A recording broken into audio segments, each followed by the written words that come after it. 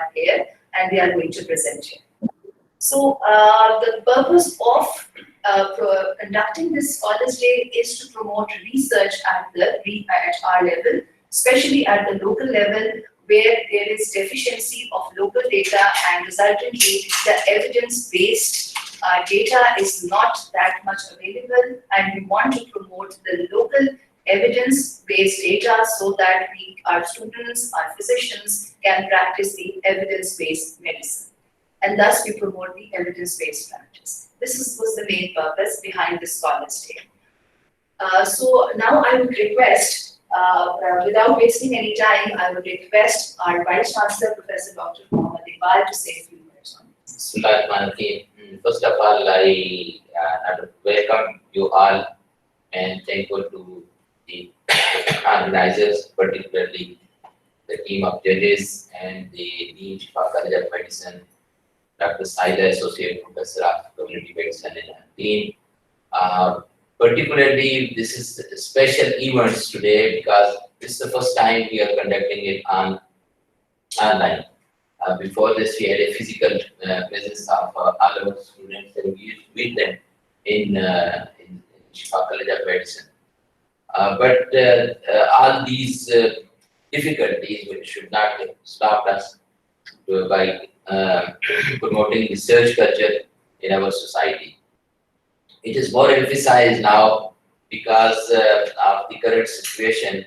Our nation and whole world is going through a very difficult period, and our people in Pakistan, and particularly those who are related with the health professions, are particularly at stress at this moment, and they have a lot of concern about the current situation. So what to come out to resolve? This is another challenge for us, how to come out from this very difficult situation. Can be devised an evidence-based solution of our current situation. This is another challenge, and probably from now onward, all of us should think about that what should be our contribution in resolving this problem. I know this is a global issue, it's not the issue of Pakistan, but if everyone thinks that it's a global issue, then the issue of not Pakistan and the issue of not Islamabad, then probably no one will come up with the solution of this issue. And the research is being devised to being conducted to solve the unsolved issue. And this is the critical example, particularly in this era where the medicine and the technology has gone up. Still, we are unable to cope with this epidemic situation and pandemic situation. Now, even the developed countries, they have problem in resolving this issue. I think this is a good stimulus for all of us, we medics, to indulge ourselves in the grassroots level research. And then therefore, the Shifa College of Medicine, in 8 years, 9 years by this time, we have been conducting this Scholar Day. And alhamdulillah, successfully, day by day, the number of papers, the quality of our research papers, and the number of the different institutions from around is increasing. And we have seen that our team of worthy judges, they come from different places, not only from Shifa College of Medicine, they come from the different other institutions. They participated in there, they contributed, and ultimately we came out with a better outcome of our research.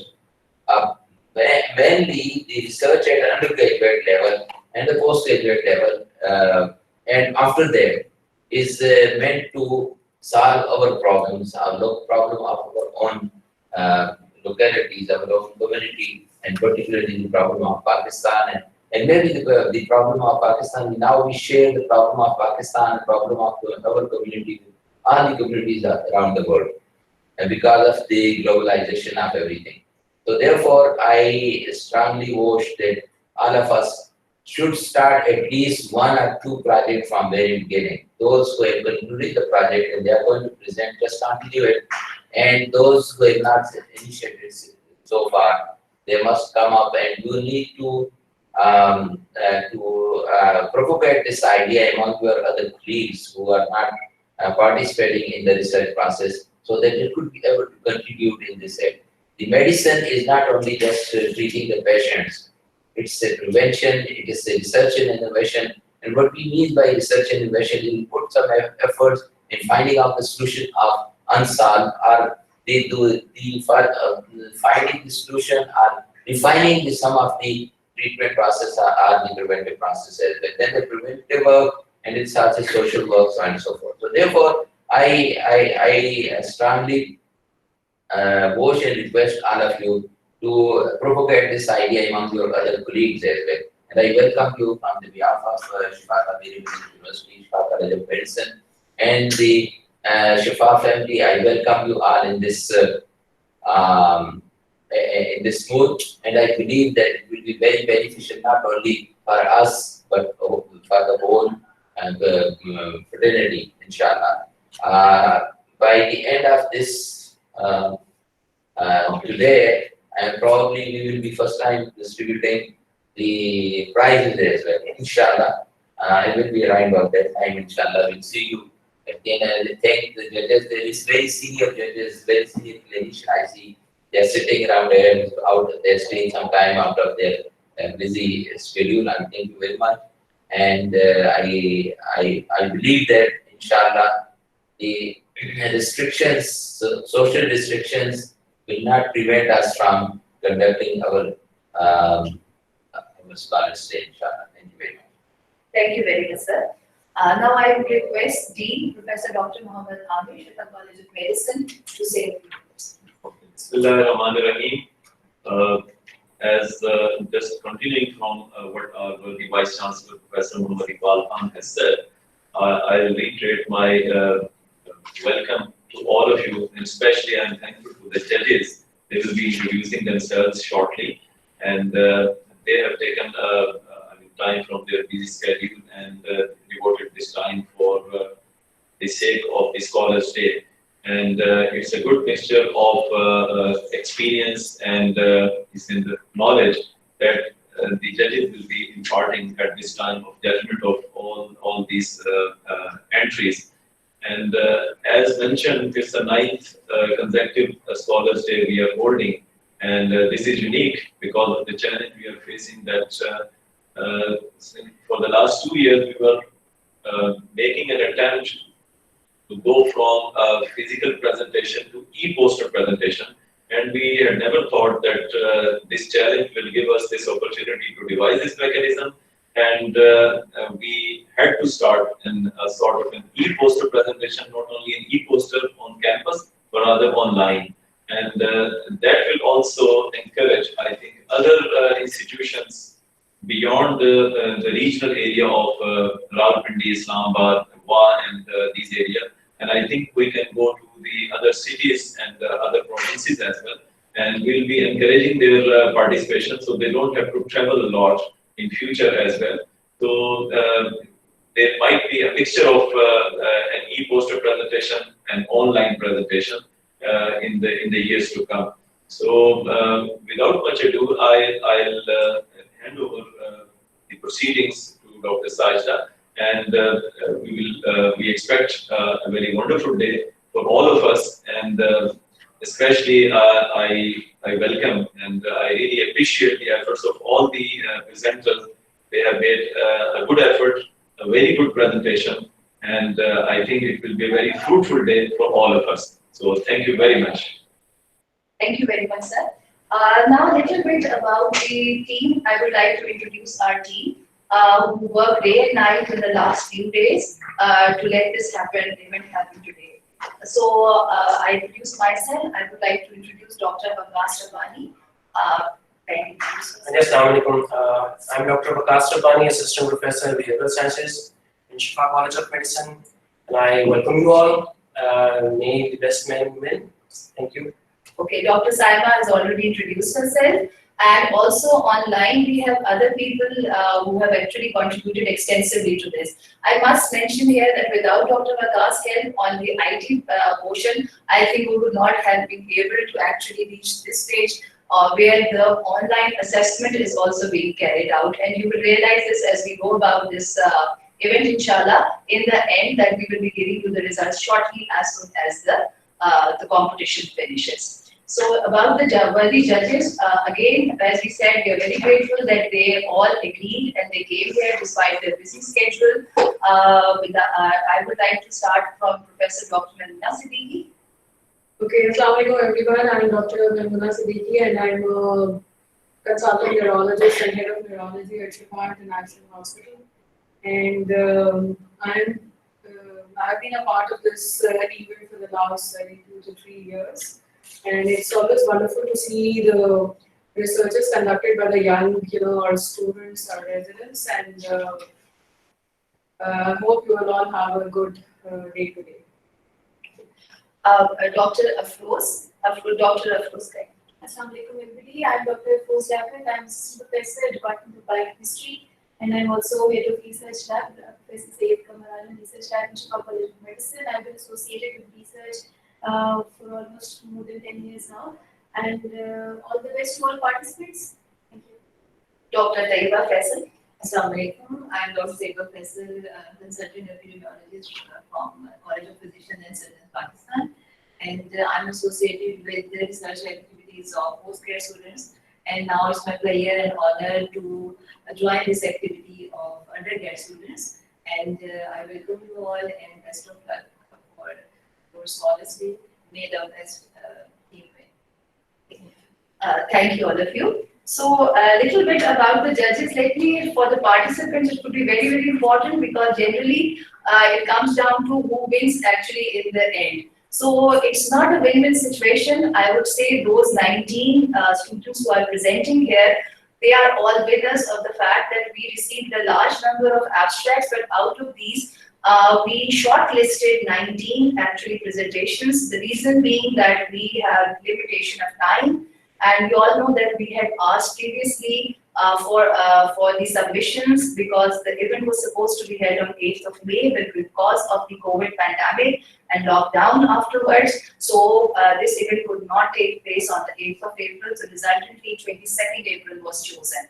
And conducting an online session, it becomes really very difficult with the IT technology that to extend this event to far long. So let me give you an idea about how today's program is going to proceed for those, because this event is not only attended by just the participants, but also by the students of Shifa College of Medicine, the faculty of Shifa College of Medicine, as well as Shifa Tameer-e-Millat University. So we have sent out a template to all the participants to put their presentation on the same template. So all the candidates actually submitted on the same template.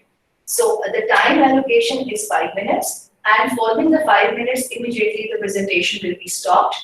And after that, 1 minute will be assigned in which one of the judges will ask just one single question. Please keep your answer very crisp and short so that you are able to answer that. And following that, we will be introducing our next participant and we will be moving on to the next presentation. Also, I would like to mention here for our participants, other than the presenters, that this is a CME activity. So in order to score these CME points, you are all requested to fill out the feedback pro forma, which is a mandatory requirement by the Higher Education Commission and the Pakistan Medical and Dental Council, that this should be submitted, following which only the participant will get the CME points. So this is one thing which will be actually be uploaded in the last half an hour of this event. This event, because we have 19 presenters today, so it is likely to extend for 2 or more than 2 hours. So it will be, the feedback form will be uploaded towards the end, about around after 1.5 hours. There is a prize money, as Vice Chancellor Professor Dr. Iqbal Khan said, that there is a prize money, and for this we have decided that in addition to the electronic certificates that will be uploaded soon after we finish with this competition, And also the first and second and third positions will get a separate certificate as winners. There is a prize money of rupees 15,000 for the first prize, 10,000 rupees for the second prize, and the third prize there is 5,000 rupees. So, we now we begin with our first presentation, as we sent as the presentations have been sent to us, and we will be uploading the presentation while the presenters are will actually keep on their oral presentation. About the judgment, about the scoring assessment system, let me share with you. We have kept a system whereby there are total 15 marks, and for the 6 marks are for the entire contents that you have presented in your presentation. That is going to run online, and followed by 6 marks for the oral presentation, how to deliver your presentation, and then 3 marks for the question and answer session. So this is how we wanted to keep a transparency. And one thing I would like to mention here that because we have participants from different universities, which include the Rawalpindi Medical University, then we have the Shifa Tameer-e-Millat University, then Army Medical College, which are representing the NUMS, Foundation Medical University, and the Shaheed Zulfiqar University, and the constituent college is the Islamabad Medical and Dental College, sorry. So there are different colleges. We try to keep our panel as much as very, very diverse, but because of the COVID lockdown, most of the judges that we contacted, Professor Dr. Amir suggested that we contact as many people, but because of the COVID lockdown, people could not agree to come down to Shifa Tameer-e-Millat University campus and gather here for this. So that is why we are very grateful to all these 3 panelists who are here with us today. So let's start the presentation. Our first presenter is going to be, let me introduce my, so it's going to be,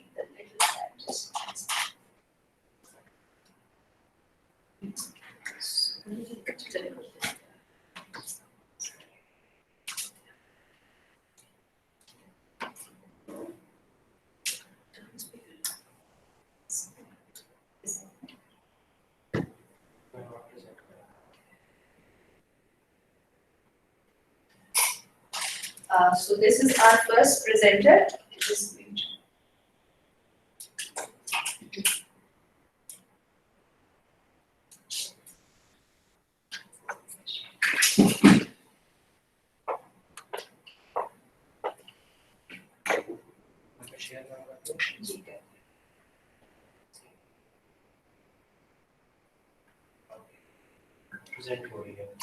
Okay.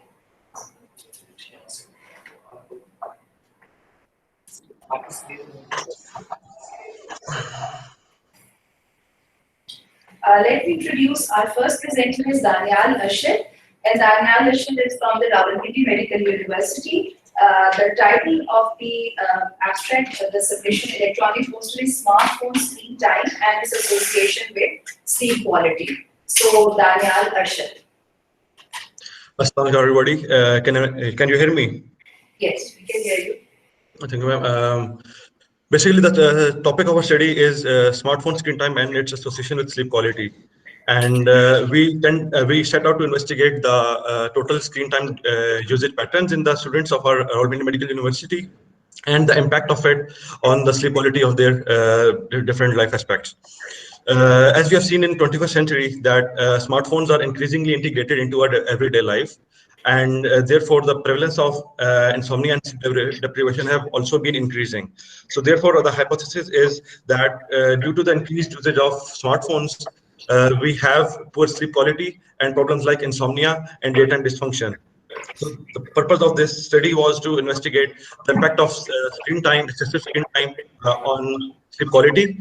This was a prospective cohort, and the study was set in Rawalpindi Medical University, and we had approximately 208 subjects. The study was carried out for a period of 30 days, and it was the samples were sampling technique was basically non-randomized convective sampling, and we included students who own Android smartphones. So basically, we used a smartphone application freely available on the Play Store as Stay Free. It basically reports daily screen time usage, for the period, for the amount of period someone has utilized the screen of their phone and used it for their different activities, and it reports. There were weekly reports are obtained, which report the average time, the total time utilized, the phone was utilized every day. You can see the screenshots of two screenshots at the bottom half of the slide. And the students was basically recruited after after basic interviews, and consent was taken. Afterwards, the application, they were told to solve the applications. I can't see the slide anymore. We are just fixing it. Okay.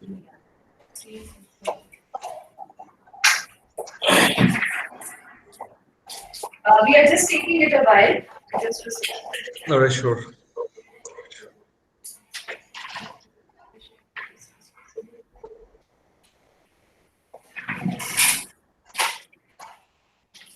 Okay, Daniel, can you see this now? Yeah, I can see this now. Do you want to stay on this slide or the next slide you want to go? No, this slide is okay. The one I can. So we basically utilized a smartphone application known as Stay Free, which is freely available on Play Store, and we used it to measure that the time for which a person used the phone during one day, and then at the end of 4 weeks and 30 days, we calculated sleep quality using Pittsburgh Sleep Quality Index. Pittsburgh Sleep Quality Index is a reliable tool to evaluate sleep quality, and retrospectively across 30 days. It was developed in 1988 by the University of Pittsburgh. It measures basically 7 aspects of sleep, which include subjective sleep quality, sleep latency, sleep duration, sleep efficiency, sleep disturbances, sleep medication, and daytime dysfunction. So the objectives were to assess smartphone screen exposure duration. We had to assess the sleep quality using PSQI and to find out association between smartphone screen exposure duration and sleep quality. Can we move on to the next slide? Yes, please.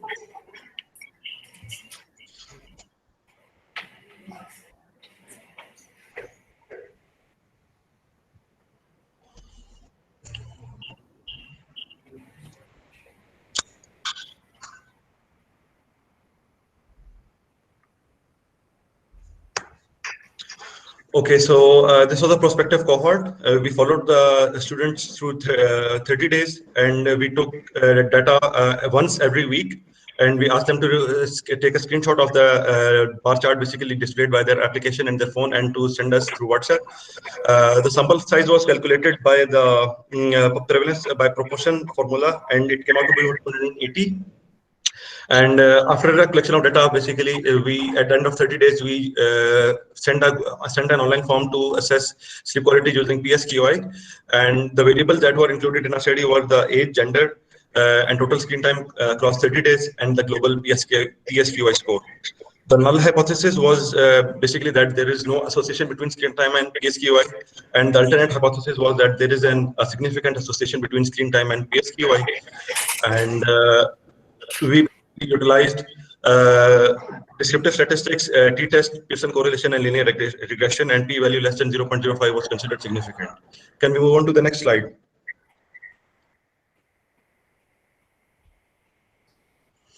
So these are the results of our study, and out of the 280 participants, 52% were males and 47% were females. The mean age was 21.89 years.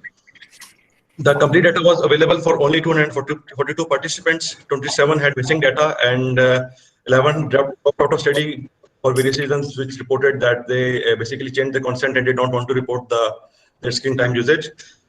Coming to the results, the mean screen time across 30 days was 162.17 hours, and there was no significant gender disparity between the phone usage. The males utilized the phone for 168 hours, and the females utilized the phone for 155 hours, and the p-value was greater than 0.05, so this difference was not significant.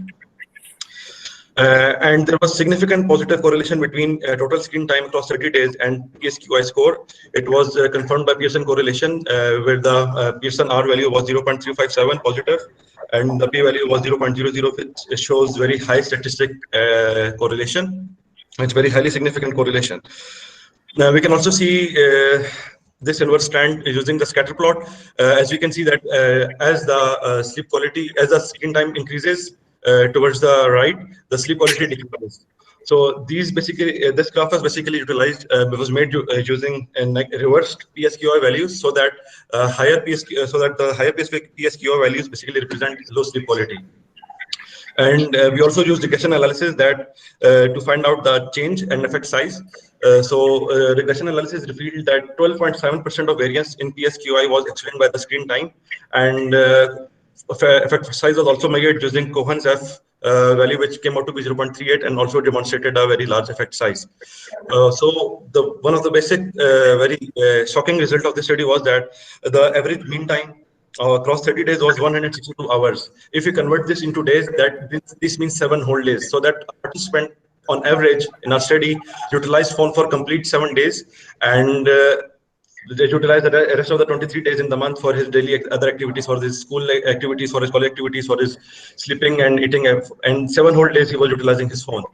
And the maximum screen time in our study was 247 hours, which amounts to basically 10 days. So one of our participants basically utilized the phone for 10 whole days across 30 days.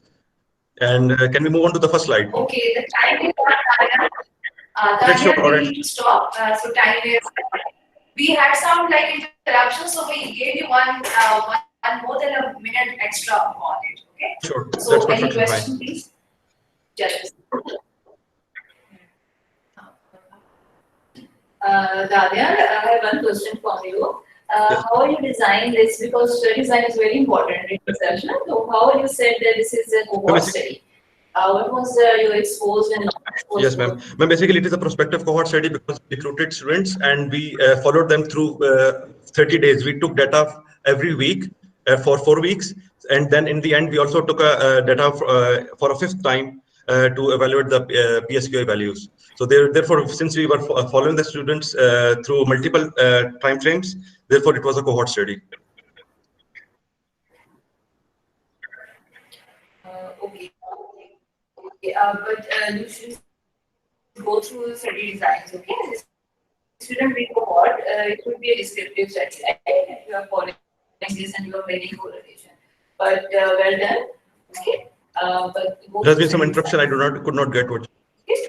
I'm sorry. Thank you very much, Daniel. Now we move on to our next. Okay, the point said is that just revisit the study designs, the concept about it. Okay, we can answer your query through the email if you would like, okay? So now we go on to the next presenter. Our second presenter is Safura Samra. The topic of her presentation is prevalence absence of palmaris longus muscle.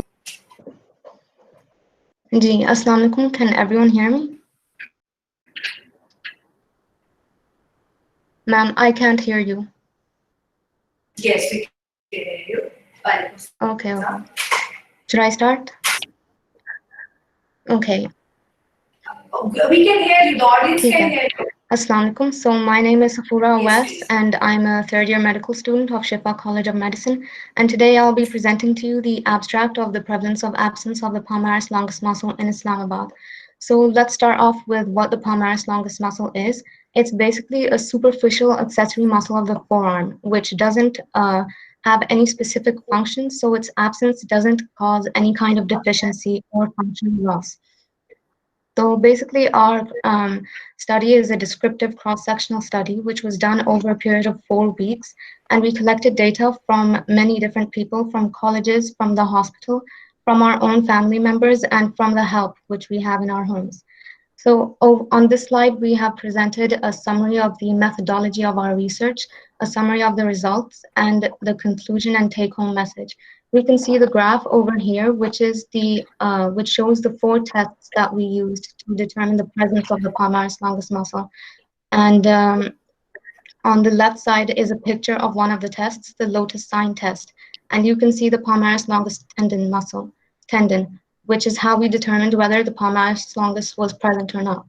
Basically, our conclusion was that of the sample we selected, 5.6% of the sample did not have the palmaris longus muscle.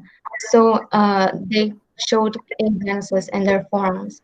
And our take-home message is that increasing the knowledge of such variations of the palmaris longus muscle will help in the planning of graft surgeries and other such surgeries, because of which we can prevent handicapped people. So can we move on to the next slide?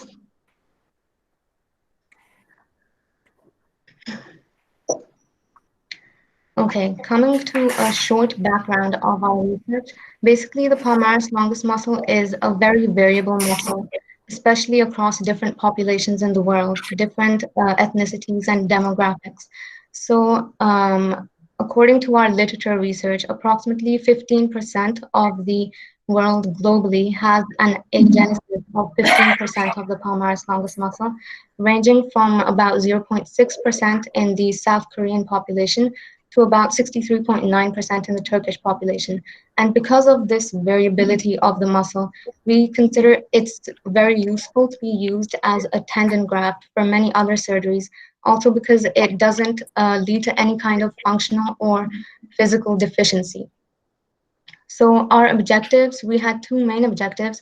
One was to determine the prevalence of the absence of the palmaris longus muscle in Islamabad, and the second was to spread knowledge and awareness about this variability so that it's easier to use as a graft.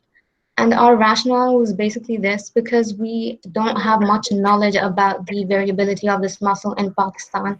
The only other research like this has been done in Kashmir. So we decided to do this same research in Islamabad so that the planning of graft surgeries and other surgeries such as hand and reconstructive surgeries, lip augmentation, and many other surgeries can use this muscle to determine the success of other surgeries. So can we move on to the next slide?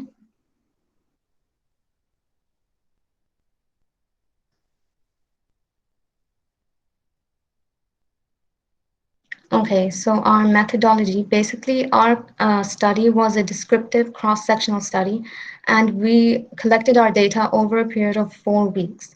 We collected our data from a sample size of about 380 people, and we calculated it according to the population which is present in Pakistan, which is about 1.015 million. So we used the World Health Organization calculator, and our sampling was random, and we collected data from many colleges, from Shifa's hospital and other healthcare centers. We collected data from our own family members and acquaintances, and also from the help which we have at our homes. Our inclusion criteria was anyone who was willing to participate in our research and who was healthy. Our exclusion criteria was of anyone who had received any surgery or trauma on their hands or any congenital anomaly, because it may affect the presence of the palmaris longus muscle. So we had a consent form, and each volunteer or participant was given enough time to read the consent form, ask questions, and consider whether they wanted to participate. And we ensured that their anonymity would be maintained and none of their information would be made public. In this way, they were able to sign the consent form, and their results were recorded by us because we were the data collectors, were the ones who performed the tests. And on the right side, we can see the variables which were present in our research. We considered gender, age, ethnicity, hand dominance, and apparent obesity, whether it affected the determination of the presence of the tendon. Okay, so can we move on to the next slide?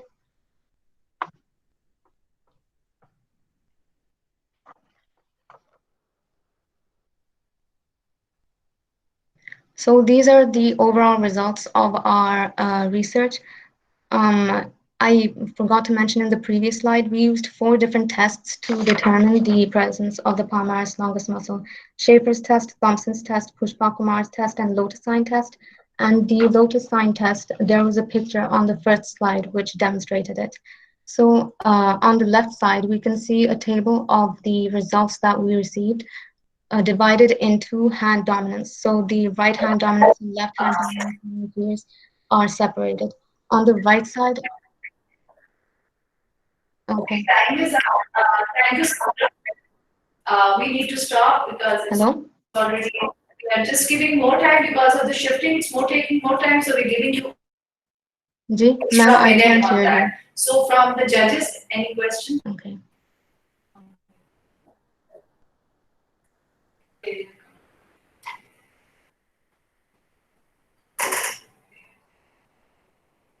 Okay, we just hear us. Can you hear us now? Yes, I can hear you.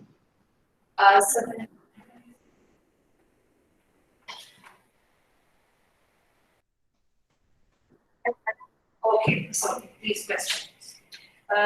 You have two objectives. One was related with frequency. Don't use word prevalence in your objective. Okay, this is frequency of this, and then you mentioned that you by your knowledge and awareness. Now, how you by your knowledge and awareness regarding this? Ma'am, we didn't really ask. Can you hear us? Yes. How would we measure knowledge?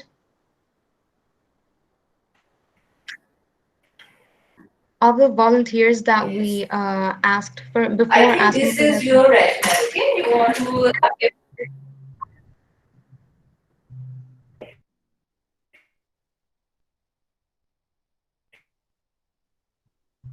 This is your rationale that you want to give knowledge and awareness to this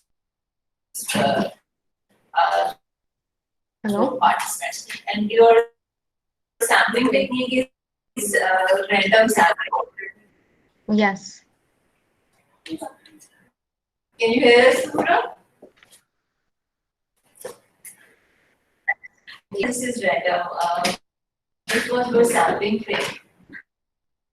Ma'am, we didn't have any proper sampling technique. We tried to take different areas, try to take our sample from different areas in Islamabad to make it as random as possible.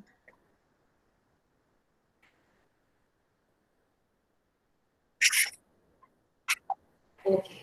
Move on to our next presentation, which is from Fakia. Welcome. As we have next presenter is Fakia. She is from Rawalpindi Medical University, and the title is Assessment of Risk Factors for High-Risk Pregnancies in Tertiary Care Hospitals of Rawalpindi. Over to Fakia. Okay, so I hope everybody can hear me. Fakia, can you hear us? Okay, so my name is Fakia. I'm a student, Yes. a final year MBBS student from Rawalpindi Medical University. And the topic of my presentation today is assessment of risk factors for high-risk pregnancies in tertiary care hospitals of RMU hospitals. So we all know that high-risk pregnancies are a big risk factor for both the maternal and the fetal outcomes, and the majority of the cases do develop in developing countries. So with that in the background, we started our study. It was a cross-section study, and it included about 135 pregnant women. The study was conducted in the OPDs of gynecology and obstetrics departments of RMU. And we did a convenient sampling technique, and basically the objective of our study was to find out the most common risk factors that are prevalent in the women who are attending the antenatal clinics at the RMU allied hospitals. So we found out that the most common risk factors that were predisposing a pregnancy towards a high risk was number one, having a previous cesarean section, which was 57.9%, and followed by anemia, which was 28.6%, and a history of miscarriage, which was 27.1%. And we also found some other risk factor, which I will describe later. This donor type pie chart sort of describes the number of the cesarean sections that the woman had. And so the conclusion of our study was basically that, again, C-section anemia and previous miscarriages, along with low socioeconomic status and low education level, were the major risk factors complicating a pregnancy. And the take-home message from our study is that although there are numerous risk factors that contribute towards a high-risk pregnancy, and they are prevalent in our healthcare setup, and their timely recognition is important to improve both the maternal and the fetal outcomes. So can we move on to the next slide, please?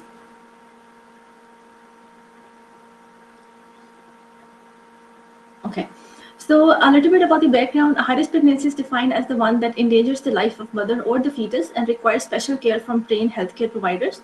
WHO estimates that about 800 women die from preventable causes that are related to pregnancy and childbirth each day, and 99% of these occur in the developing countries. So different factors are responsible for high-risk pregnancies, including both extremities of age lower than 18 years and more than 35 years, belonging to a lower socioeconomic status, and prevalence of some chronic illness, for example, anemia, diabetes, hypertension, hepatitis B and C, having previous obstetric problems, previous abortions, C-sections. So like I said, objective was to determine the most common risk factors, and rationale was that when we started our study, we said that the study would highlight the importance of timely antenatal care and recognition of high-risk females. I'm sorry, I can't see the slide. Okay, so and because this is important to take future measures to improve the maternal and the fetal outcomes in our healthcare setup. Next slide, please.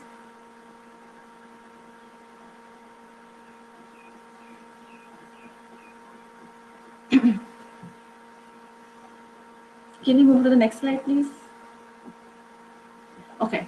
So for the methods, we conducted our studies at the OPD departments of our hospitals. It took approximately 6 months to do our study. It was a descriptive cross-section study. We did our study with 95% confidence interval and 5% absolute precision, and our sample size was 135. We used a non-random, non-probability sampling technique, and inclusion criteria was again pregnant ladies of childbearing age, and exclusion criteria was infertile women and women who had undergone hysterectomy.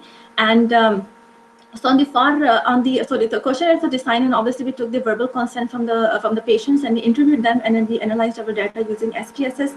On the far right, you see the variables that were included in the questionnaire. So we asked questions about the demographics, we asked questions about the medical history and the obstetrical history. Can we do the next slide, please?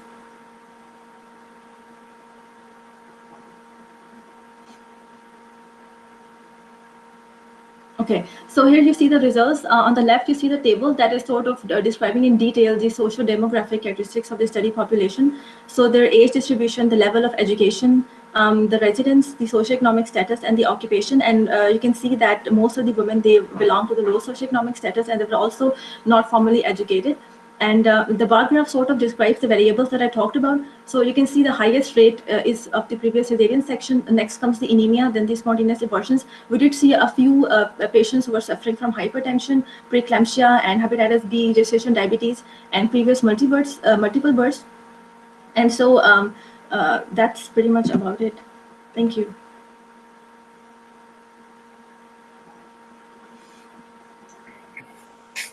Okay, thank you very much, Fakia. So any questions, please? Fakia, how will you conclude your research at that? So we basically said that the total prevalence of anemia, C-section, and the spontaneous abortions, and then we also said that the women were also suffering from low socioeconomic status. I mean, they were belonging from low socioeconomic status, and the women who were not really formally educated, they are contributing more towards higher morbidity and mortality. So how will you improve all these things? How will you implement changes, and what is your long-term So maybe in the future, what we can do is we can sort of look at the high-risk factors and approach the ladies from that perspective. So if the anemia is prevalent, we can sort of put our efforts in the antenatal clinics to educate them more about what kind of foods that they can take or how regularly they can take them. Most regular antenatal visits and educated. Okay, Madam, how many of these patients have regular antenatal follow-up at your clinic? How will I ensure? How many of them had regular antenatal follow-ups in your clinic? On your regular follow-up, or were they on board? Ma'am, most of the, I don't have the exact data from that, but from what I remember is that most of the patients, they basically were following up for the most part, but there were a few of them who didn't follow up. Their cards were totally empty, and they would tell me that they don't take their medications or anything that is prescribed to them by the doctor. So this could be something that needs attention of the healthcare providers, and yeah. Okay, thank you very much, Fakia.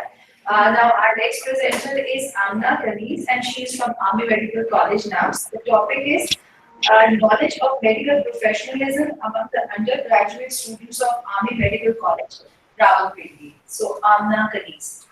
Assalamu alaikum. Can you hear me? Yes, we can hear you. Okay, I'm going to start then. Assalamu alaikum. My name is Amna, and I'm a third-year medical student at Army Medical College. So today I'm going to talk about the research conducted by my team and I regarding the knowledge of professionalism amongst the students at my college. So, as we all know, professionalism is the core of the doctor-patient relationship.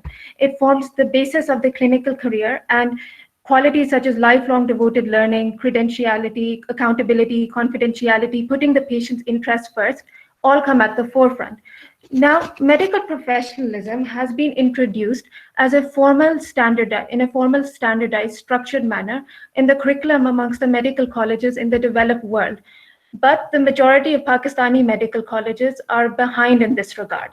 Can you change the slide, please?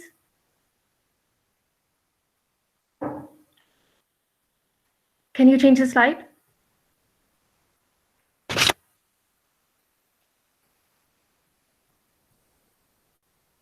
Okay, thank you. So the purpose of this study was not only to assess the knowledge of medical professionalism amongst the students at my college, but also to indicate whether we need an improvement in our curriculum or not. Okay, can you change the slide?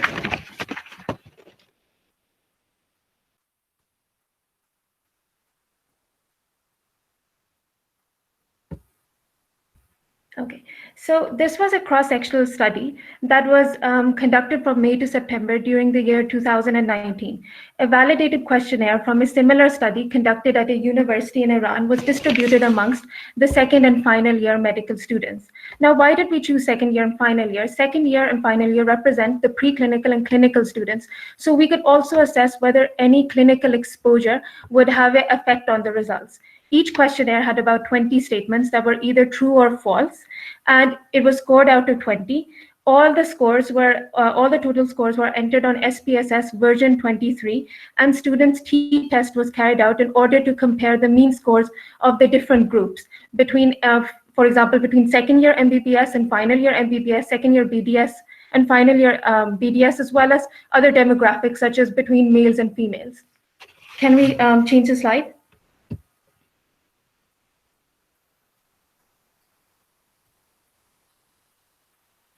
Okay, so out of a total of 500 questionnaires, about 454 were returned. The total mean score was about 12.94 with a standard deviation of 2. So out of 20, that's barely passing, and it's not adequate. And with a standard deviation of 2, it also shows that there was a high variance in the data, in the results that came. There was no significant difference between the males and females, and when comparing the same years but in the same courses, for example, second year BDS and second year MBBS, there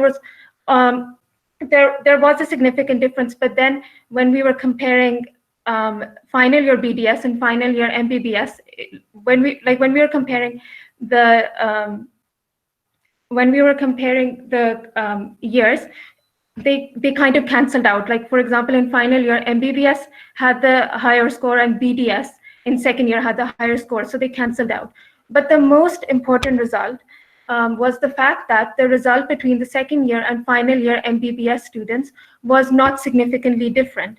This showed that students entered the college with the same knowledge with which they left the college. There was no improvement in the 5-year tenure at the college. So this concludes that we need an improvement in our curriculum, with it being introduced as a core subject from year 1, taught throughout the 5 years through different methods such as role play, case scenarios, and discussion groups, as well as an on-hand experience in the wards in difficult patient scenarios. So we intend to convey these results to our curriculum committee at our university to see if they can carry out any improvements. Thank you.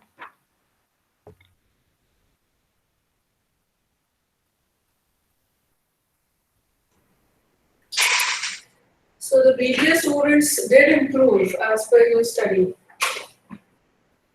The majority of students, there was no difference between final year and second year MBBS, which means that their knowledge was basically the same. BDS. You said that the BDS student scores improved. Oh yes, the BDS student score did improve, but I concluded that was because of the fact that the class size was a quarter of the class size of the MBBS class, which meant that any small difference would have a significant result, but in majority their scores were low. Okay, thank you, Amna. A little suggestion, the font size is really very small, so it was very difficult to read. So for future presentations, just keep that in mind, okay? Otherwise, Okay. it was nice one. Thank you very much. We are participants. Thank you, Amna.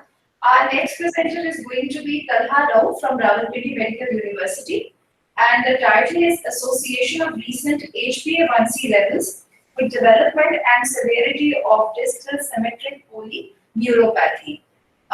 We are just taking it a little while. The internet is giving us a little problem, so we are just trying to switch over to actually a fast-speed internet. So in view of that, it might take a little few seconds. So please bear with us.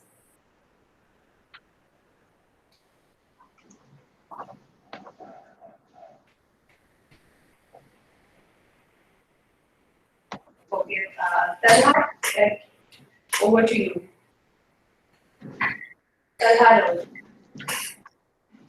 is it visible? Is that, can anybody hear me? Yes, we can hear you. It's like, just give us a second.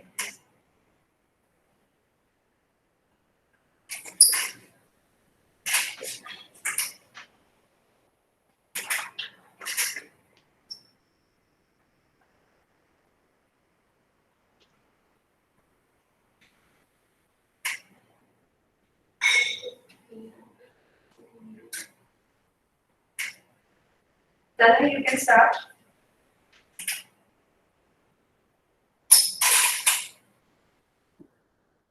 It's not visible for me, so okay. It's visible to us. Please, you can start. Visible. Okay. So, firstly, they said it is association of recent HbA1c levels with the development and severity of distal symmetrical polyneuropathy. Actually, diabetic peripheral neuropathy is one of the most neglected complications of type 2 diabetes mellitus. There is no such research conducted in our setup and in Rawalpindi Islamabad setup. I will go on the materials and methods in our next slide. Whereas I can basically go through the results. Firstly, when we got a mean score of HbA1c, that was 9.437, and along with the mean clinical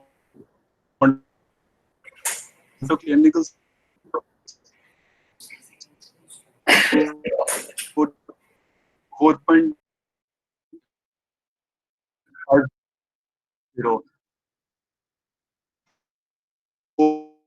Both showed that having a moderate glycemic control shows that there is a mild degree of polyneuropathy in mean of the population, whereas the Pearson correlation was also positive in between the two factors. We actually use the Toronto clinical scoring system to assess the polyneuropathy.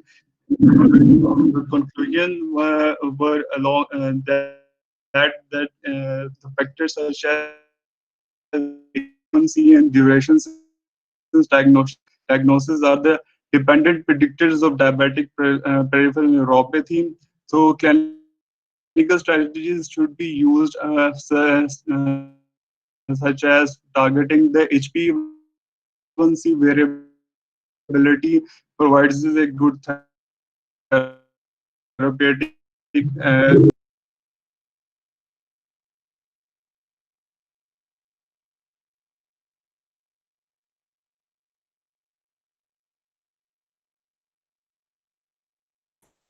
Talha, we assume your internet connection is little weak. Talha, can you hear us?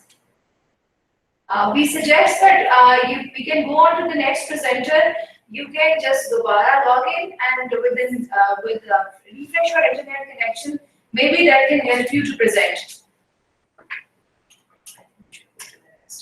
Participants, we are moving on to the next, while Talha can actually he can log in into his account again and reconnect with the internet and then join us later. We will take him in the end. Now we move on to Nismat Javed. She's from Shifa Tameer-e-Millat University, and her topic of presentation is access time for supraclavicular and infraclavicular approaches of subclavian vein catheterization in pacemaker insertion. Assalamu alaikum, ma'am. I can't see the slide. Okay, we are just bringing that here.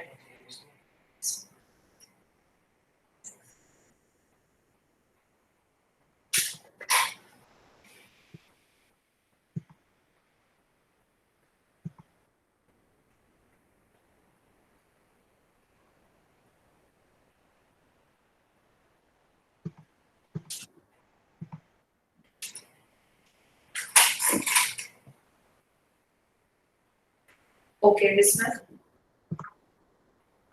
Excuse me. Okay. Assalamu alaikum.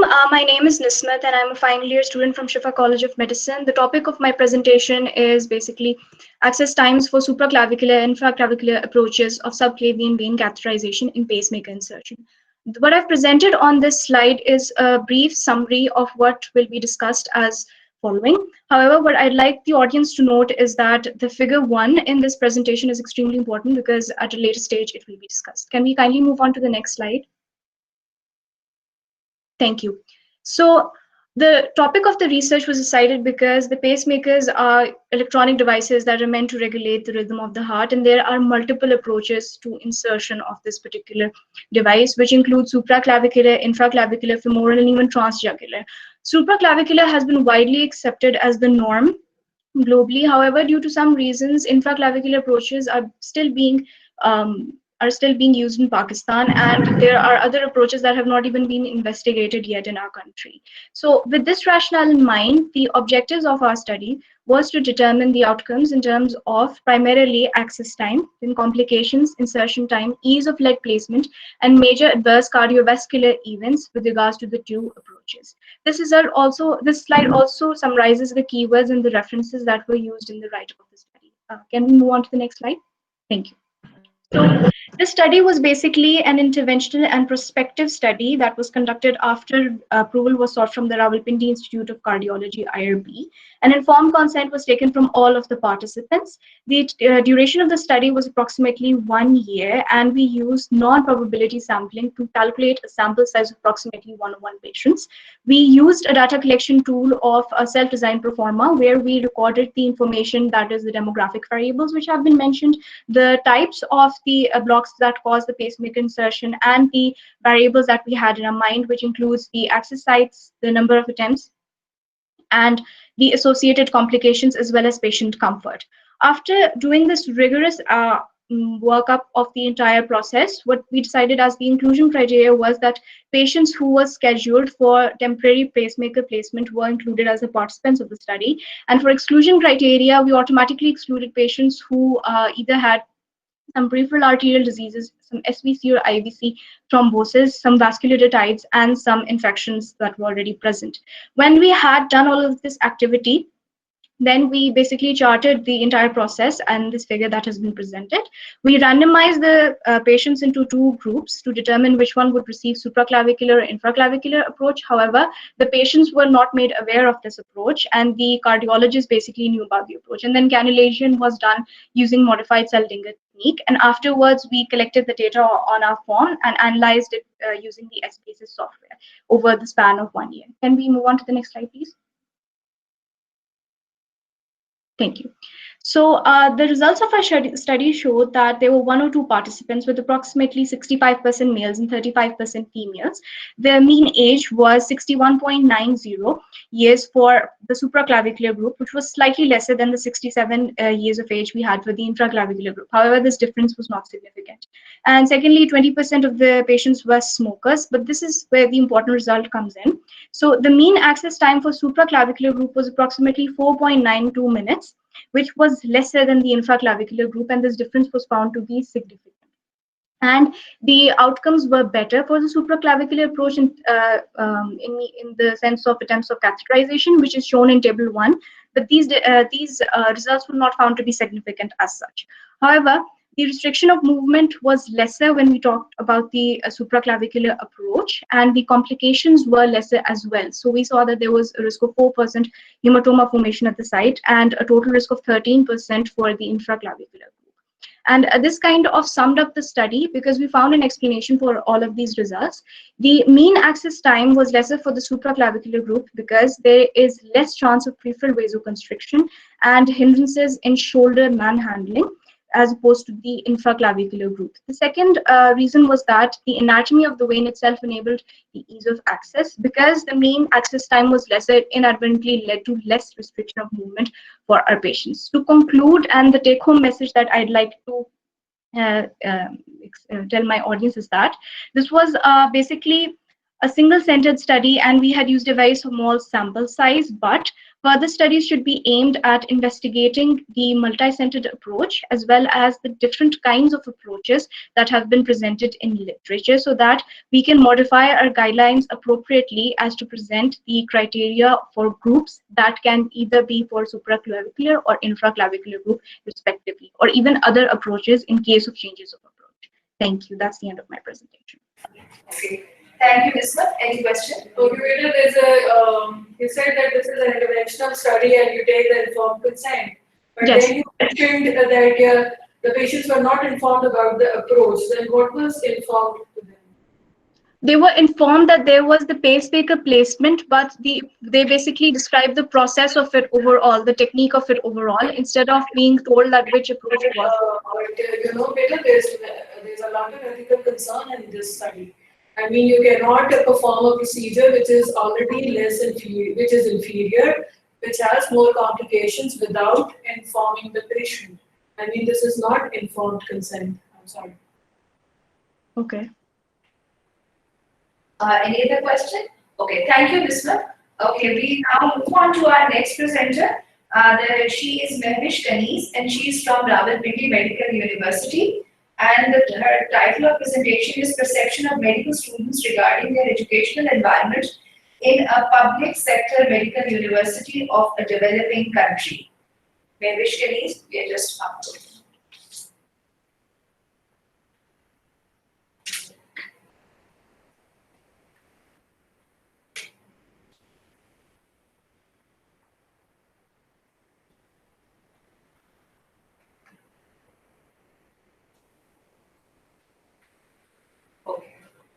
Mehwish Kanis.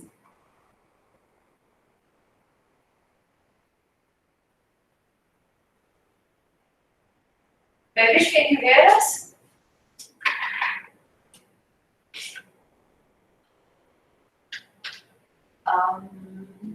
Mehwish, are you there?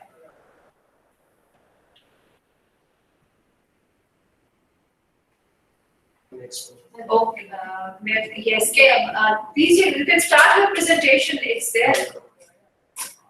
Your electronic postal is up there.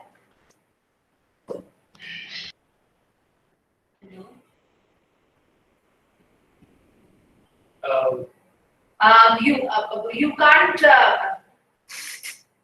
Your mic is not working. Net is not working. Okay, so we'll take you in the end. Okay, so let us move through chats whenever your mic is working. Your internet is through. So our next presenter is Muniba Ali. She is from Foundation Medical University. The title of presentation is Various Hematological Parameters During Third Trimester of Pregnancy. Muniba Ali.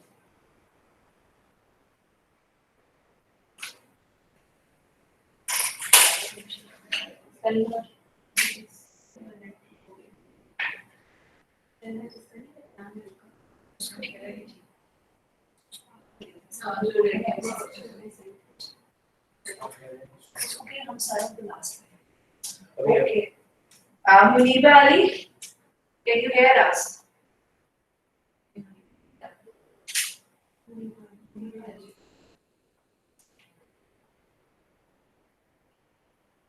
Muniba Ali, can you write in the chats if you are having any issues with the internet? Please let us know so that we can take all those participants whose internet is not working at the moment in the end.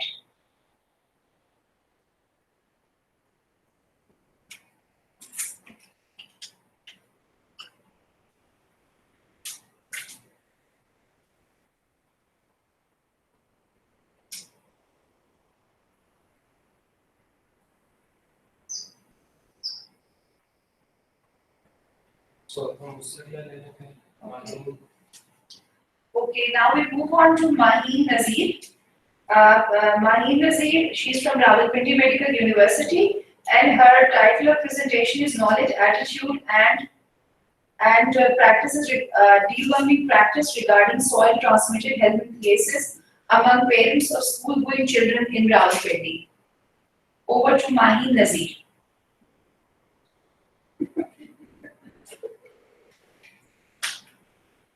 Okay. Assalamualaikum, can you hear me? Ma'am, I cannot hear you. Yeah, we have muted our mic, so you can start your presentation. Okay. Assalamualaikum, I'm Maheen Nazir. Today the topic of my presentation is Knowledge, Attitudes and Deworming Practice regarding soil-transmitted helminthiasis among parents of school-going children in Rawalpindi. So soil-transmitted helminthiasis, abbreviated as STH, is a term referring to a group of parasitic diseases that are caused by nematode worms, and these include ascariasis and cyclostomiasis and trichuriasis. The cross-sectional study was conducted in the general OPD of Holy Family Hospital from February to July 2019, and data was collected from 350 parents. We found in our study that the majority of the participants, about 72%, had adequate knowledge, and this was significantly associated with the educational status of the parent. Nearly 84% of the parents had the correct attitude as they considered STH to be harmful for health. However, the misconception that it was unsafe to give deworming medicine to children who do not have STH was preponderant among 73% of the parents. Please change the slide.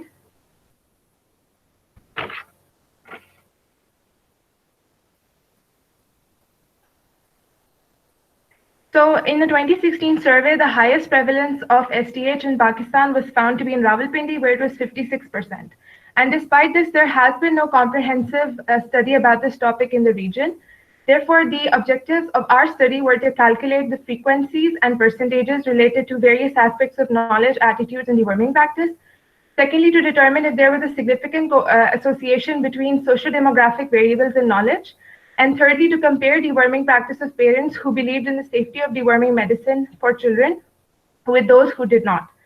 So chronic STH leads to malnutrition and impaired mental and physical development. And WHO recommended school-based deworming programs are carried out as a control for the spread of STH. And data from our study highlights basically some misconceptions to be addressed, which may help concerned authorities to design successful control programs. Please change the slide. So after institutional ethical approval was obtained and data collection was started, an equal number of mothers and fathers were approached by non-probability consecutive sampling. And sample size of 350 was calculated from a reference study in Bangladesh, which was similar using a population proportion of 0.65.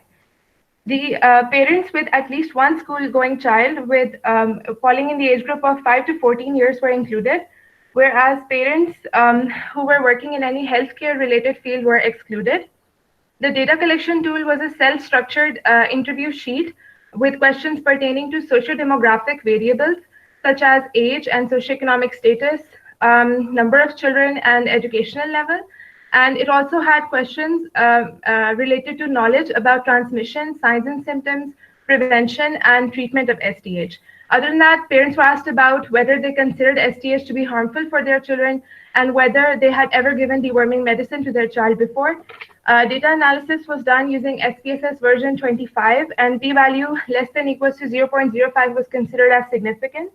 Chi-square test was used to check for any significant associations. Please change the slide.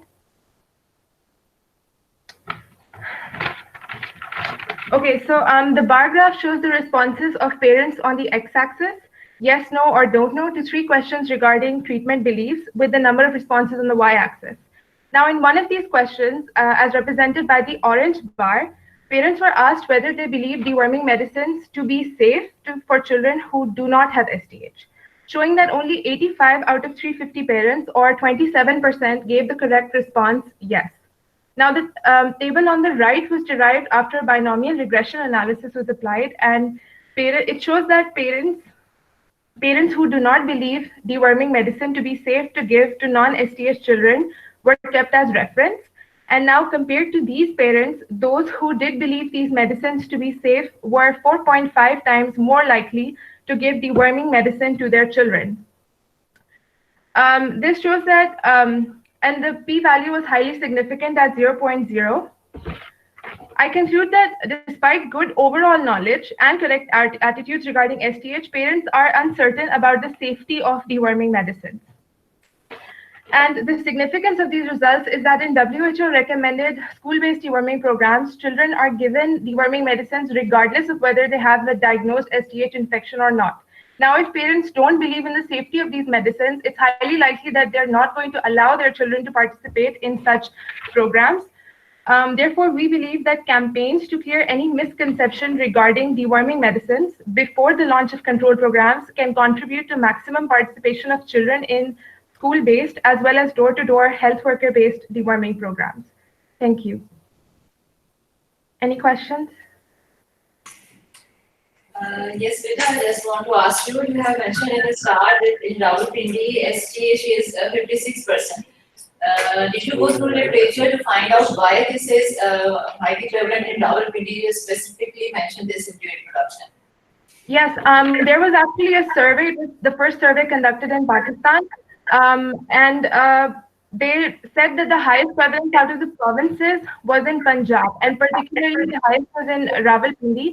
And although they did not mention why, this was only an epidemiological study which performed stool tests to find out where it was highly prevalent. So they did not mention why it was highly prevalent, but I figure it's probably because of lack of sanitation and a lack of regular deworming of children. Parents usually don't understand that in highly prevalent areas. Okay. I think your next project should be related to that. Okay. If you are mentioning something like that, you should go for this also.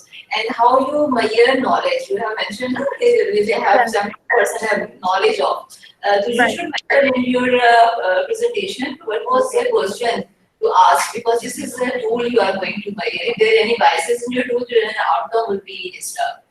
Okay, so in your presentation, you should also mention what question you ask for knowledge and attitude of these patients. Okay.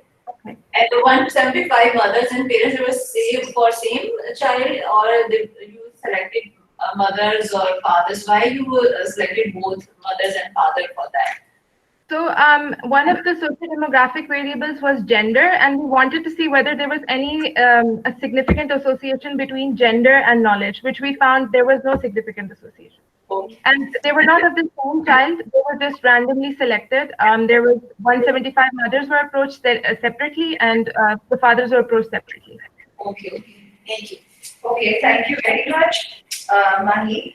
Now we move on to Abdullah Kaefi, and he is from Shifa Tameer-e-Millat University. The title of Abdullah's presentation is Attitudes of Nurses and Physicians Towards Nurse-Physician Interprofessional Collaboration in Different Hospitals of Islamabad, Rawalpindi region of Pakistan. Abdullah Kaefi. बिस्मिल्लाहिर्रहमानिर्रहीम, अस्सलाम वालेकुम everyone. मेरी आवाज़ आ रही है सबको? Hello? Yes, we can hear you. ठीक है। अच्छा, the topic that has already been mentioned, attitudes of nurses and physicians towards nurse-physician interprofessional collaboration in different hospitals of Islamabad, Rawalpindi region of Pakistan. So the purpose of this research was to quantify these attitudes Because of the importance of IPC in modern medical care setting, it has a great impact on the patient management and outcome.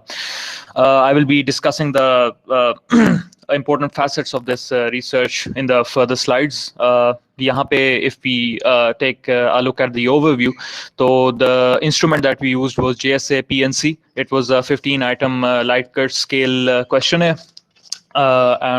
Moving on to the results, the nurses outscored physicians in all 4 domains of JSA PNC. But there was surprisingly no difference between the attitudes of employees of government and private hospitals, and female outscored males in a certain domain, which again I will get to in a minute.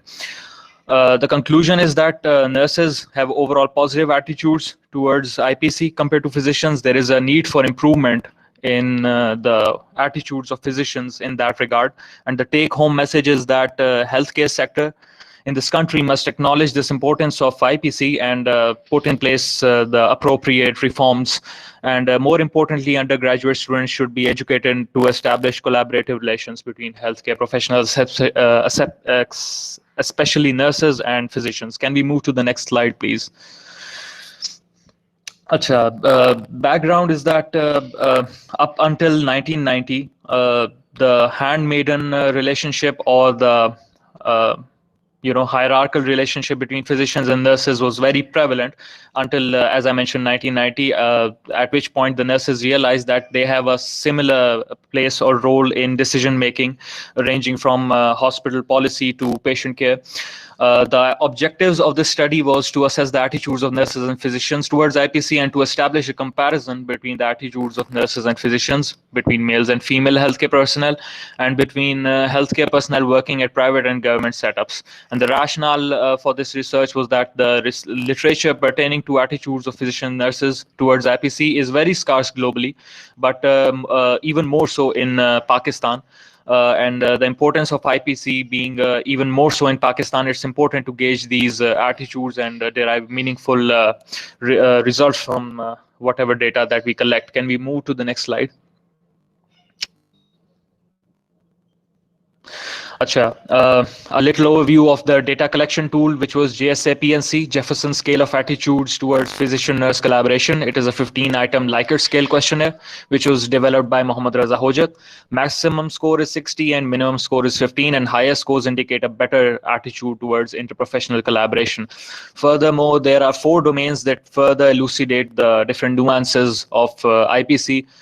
Shared education at teamwork, caring and curing, nurses' autonomy, physicians' dominance. So the ethical approval was approved from IRB EC. Consent was taken from both the participants as well as the author of the instrument. Study design was a cross-sectional instrument I have already mentioned. The study duration was 6 months. Study setting was 3 government and 3 private hospitals. Basically, it is a multi-center study. Inclusion criteria was MBBS for physicians and diploma for nurses, and exclusion criteria was simply personnel that were on official leave. The sample size was 363 with the 95% confidence interval, 39% anticipated population, and 0.05 precision. This flowchart shows the sequence of the data collection and its compilation and analysis. The instrument was acquired. Pilot study was performed with 10 personnel.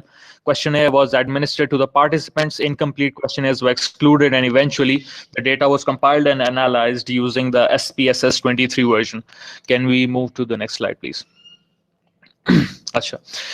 So descriptive statistics की अगर बात करें तो there was an even split between the gender and the government and private hospital employees, but there was a more prevalent presence of female participants compared to male participants. The mean age was 27.28. Independent sample t-test was used, and nurses and physicians, their mean scores were compared. Government and private hospital employees, they were compared. Male and females were compared. Effect size was calculated. Individual item score and item score correlation was calculated, and internal consistency for the Cronbach for the instrument was good. Cronbach's alpha was 0.01. So if we discuss the results, nurses had significantly better mean scores compared to the physicians. The result is significant because of the p-value, which was set to 0.05, and it came out to be 0.01. Nurses also outscored physicians in all the 4 domains of JSA-PNC. Surprisingly, as I mentioned before, there was no difference in the attitudes of physicians and nurses working in government and private hospitals, and females had better scores compared to males in a certain domain, which was caring versus curing domain. Baki, the effect size was 1.0 in the domain 2, which is again caring versus curing, and 0.7 overall in the overall instrument. And nurses displayed statistically significant inclination towards collaboration in 10 out of the 15 items of JSA-PNC. You can see the results in this in these diagrams as well on the left side. Nurses outscore physicians in all 4 domains. And time is up. We need to stop you. Okay. Any question, please? Abdullah, very nice presentation. Is there any IPC program in Pakistan which is nurses-led program? Ma'am, can you please repeat the question? Pakistan, is there any IPC nurses-led program in Pakistan in any hospital for private or the public sector? In their education, do you mean training ke dauran, if there is any education related to IPC? Any clinical program which is nurses-led or which is IPC, that is physician collaboration? Well, I'm not afraid. I'm afraid I'm not aware of any such program that is going on. As far as I know, there is very little education in the curriculum of physicians as well as nurses when it comes to the importance of IPC and inculcating the values of IPC in physicians and nurses. But that is just my observation. Okay, thank you very much, Abdullah. So now we move on to the next presenter, and our next presenter is Aisha Salim. She is from Rawalpindi Medical University, and the title of her presentation is Research on the Level of Physical Activity and Screen Time of Today's Youth and the Association Between Them. Over to Aisha Salim. Assalamu alaikum. Okay, so my name is Aisha Salim. I'm a second-year MBBS student from Rawalpindi Medical University. The topic of my research is the level of physical activity and screen time of today's youth and the association between them. Now, I'll summarize the whole study in this first slide, and then I'll go into some detail in the later ones.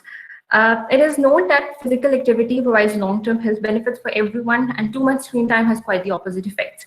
And as the world is shifting towards more sedentary lifestyles, it is essential to consider what implications this shift can cause. Now, this was a cross-sectional study with the convenience type of sampling, and data was collected via self-compiled questionnaire. It took place in RMU in duration of about 1 year. And the students falling under the UN definition of youth were included in this category, and those who were not willing to participate or to give the consent were excluded from the study. Now we have a recommended cutoff value of 2 hours per day for screen time and at least 60 minutes moderate or vigorous intensity physical activity, which we have analyzed in the form of metabolic equivalence, that is 1680 METs minute per week for a moderate intensity and 2520 for vigorous intensity activity. Now, our analysis showed that majority of our sample population badly exceeded the recommended screen time, and most of them lagged behind the physical activity cutoff values, thus concluding that physical activity levels in today's youth are seeing a drastic decline, while correspondingly sedentary behaviors are on the rise, which is a major health concern and calls for immediate action. Now, the take-home message would be that each of us should personally try to inculcate physical activity in his daily routine and limit unnecessary screen exposure to enjoy a healthy life. Can we go to the next slide, please? Now, in the background, as previously said, physical activity has been found to lower the risk of many chronic diseases, boost academic performance, and lower stress levels, while too much screen time has been associated with problems regarding attention and mindfulness and contributing towards sleep disturbances. And with the world shifting towards more sedentary and digital lifestyles, it can have very serious implications on our long-term health. Now, coming to the rationale, why is this study important? Because you see a lot of research has been conducted on individual as well as integrative effects of both physical activity and screen time on mental and physical health, as well as the motor competence of our youth. But not much work has been done on how these two variables are themselves related to each other. So this is what this study focuses on, to assess the level of physical activity and screen time and to find if a relationship exists between the two. Next slide, please. Okay, so after the ethical approval from the Institutional Review Forum of RMU, the data was collected with the help of a self-compiled questionnaire that was compiled with some help from the Global Physical Activity Questionnaire Analysis Guide. The questionnaire begins with the participants' consent. There was informed consent, and then the variables include age, sex, level of study, weight, height, BMI, physical activity, and screen time. Now, the study design, sampling technique, duration, setting, inclusion, exclusion criteria I've already described. I'll just include UN's definition of youth that states that persons between the ages of 15 and 24 years are referred to as youth. The sample size was calculated with the help of WHO calculator, and the data collection procedure was quite simple. The students were distributed and then walked through the questionnaire as they filled it, and afterwards the questionnaire was then collected back. Next slide, please. Coming on to the results, this slide is just a summary of the anthropometric characteristics of the participants. Out of the total sample size of 200, 38% of our population, that is 76, were males, and 62%, that is 124, were females. And other variables like age, weight, height, and BMI have been listed in the table. Next, please.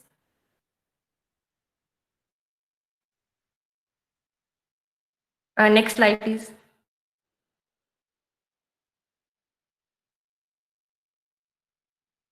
Now the screen time analysis.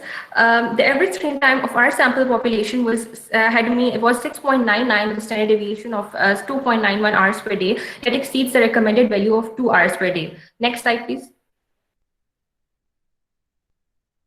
This slide shows the analysis of moderate intensity physical activity levels against a recommended value of 1680 METs minute per week. Our obtained average was 692.28 with a standard deviation of 664, and males were a bit more active than females. Next, please. Similarly, an average obtained for vigorous intensity physical activity levels also fell short of the recommended cutoff value, that was 2520 METs minutes per week. And here again, females were less active. The next slide. Okay, so this is again a very important analysis which we talked about. A Pearson product movement correlation coefficient was computed to assess the relationship between screen time and physical moderate as well as in physical intensity, physical activity levels both separately. And there was, though a weak, but still a negative correlation obtained between the two variables. The values of Pearson's coefficient and significance are given. Thus, it was proven that an increase in screen time was correlated with the corresponding decrease in physical activity levels. Thank you. Any questions?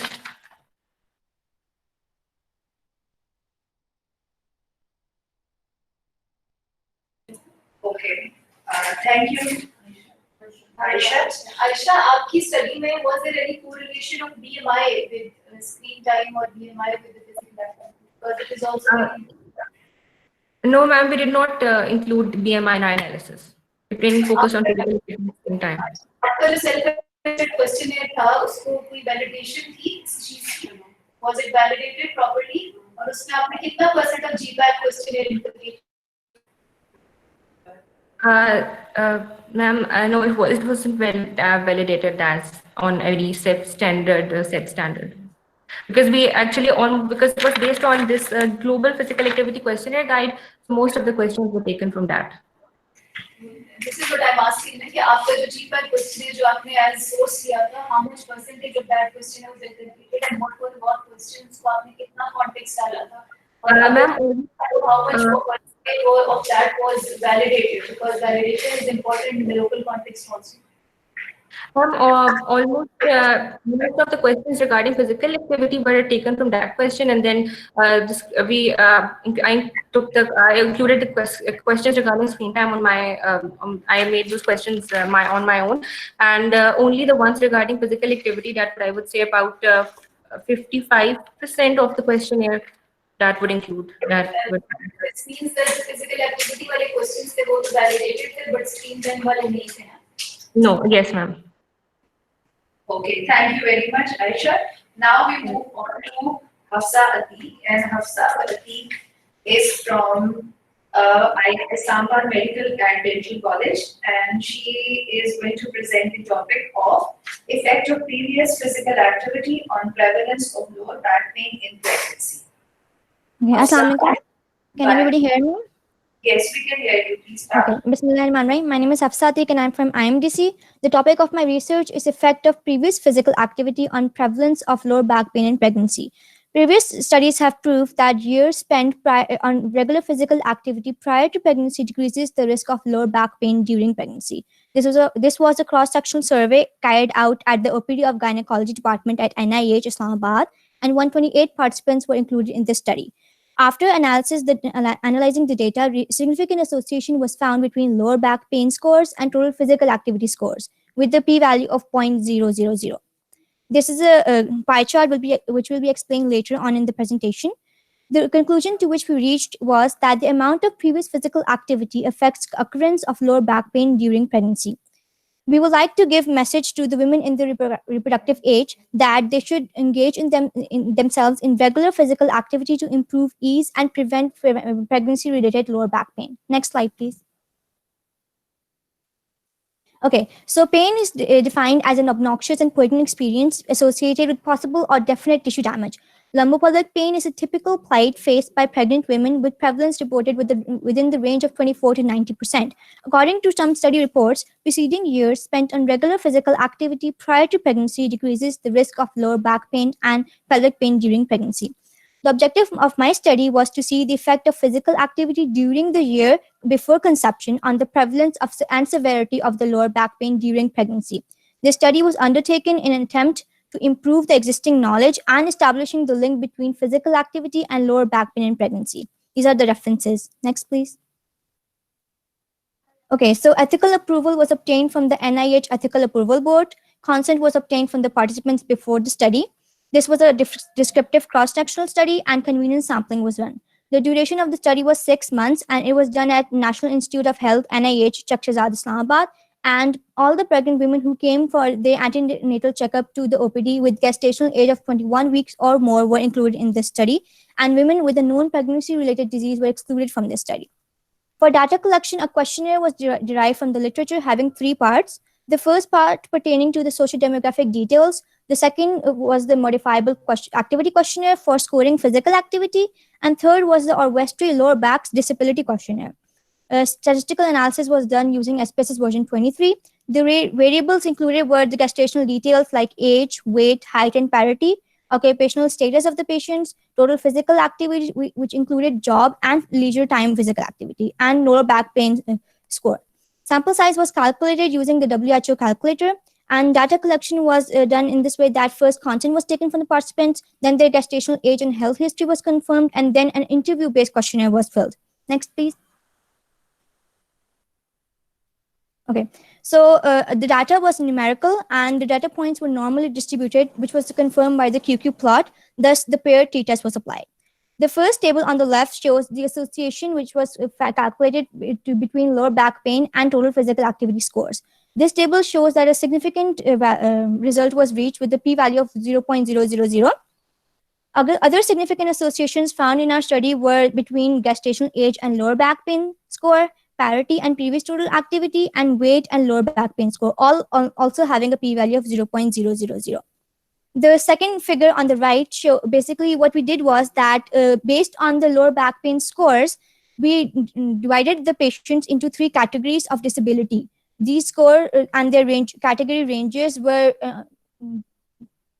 presented in the questionnaire, and according to this, 48.4% patients ranged in the minimum disability category with a score ranging from 0 to 20, and 40.6 patients were included in the moderate disability category with a score of 21 to 40, and 10.9 patients were with severe disability with score 41 to 60.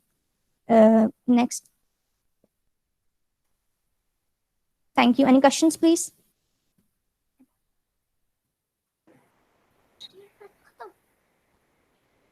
सारी presentation खत्म 2 minute में.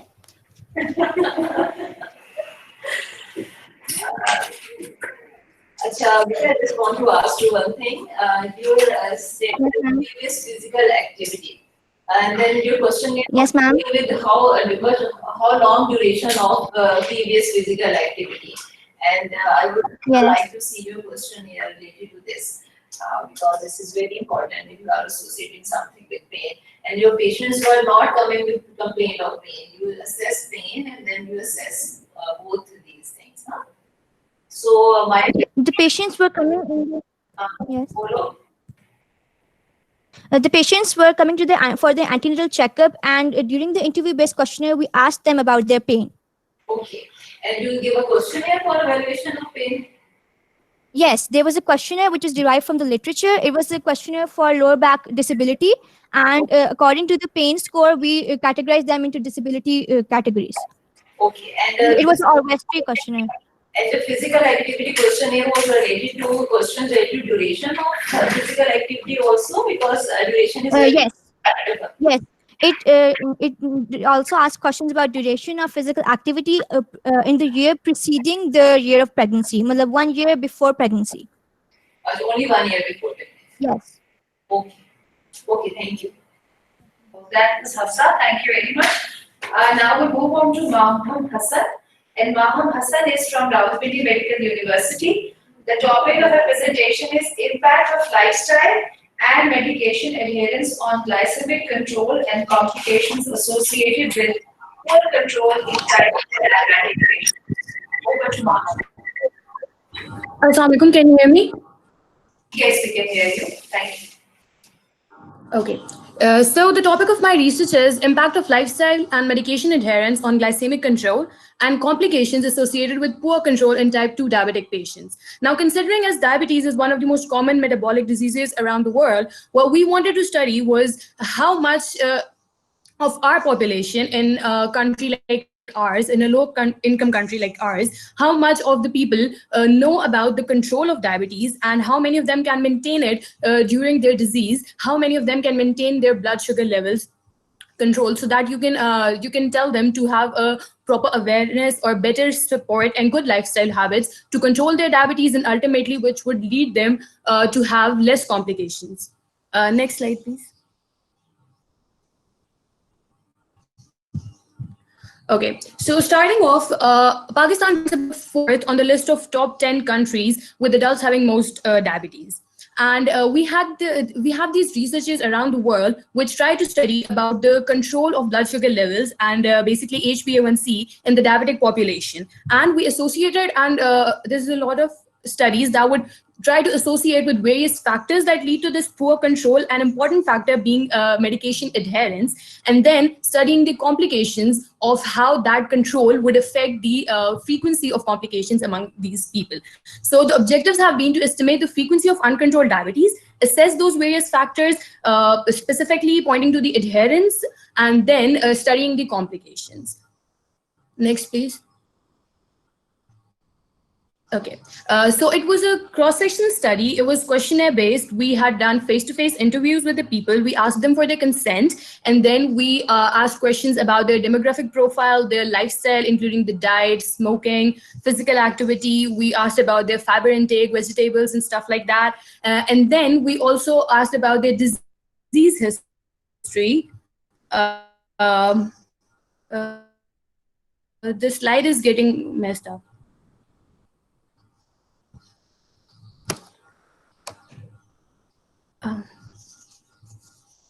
I'm sorry, I cannot see the slide. Okay, it's fine now. The next step was to fill out the MMAS4 questionnaire, which is Moresky Medication Adherence Scale score, which had like 4 questions, and based on that score, we would assess the adherence of the people to medication. And then we asked questions about complications. We assessed neuropathy, retinopathy based on their symptoms, and also looked at their creatinine levels and stuff for nephropathy assertion. And then we asked about hypertension, cataracts, and any such complications which were macrovascular. Next. Next slide, please.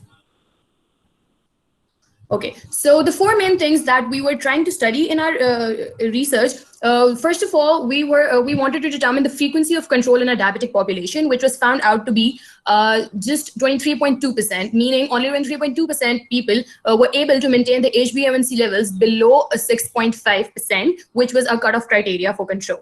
The next important point was the various factors that were associated with this control. We determined age, like people with above 50 years of age, they had like a poor control comparatively. Similarly, education level, socioeconomic status, smoking, salt intake, and knowledge on the signs of diabetes, that was all associated significantly with a p-value of less than 0.05 when we applied the chi-square test, and that helped us determine the various factors that were associated with that control.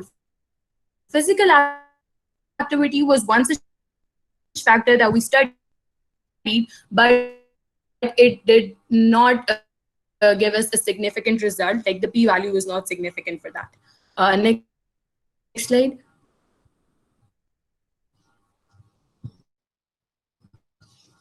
Next slide, please.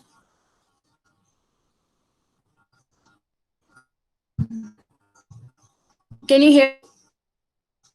Okay.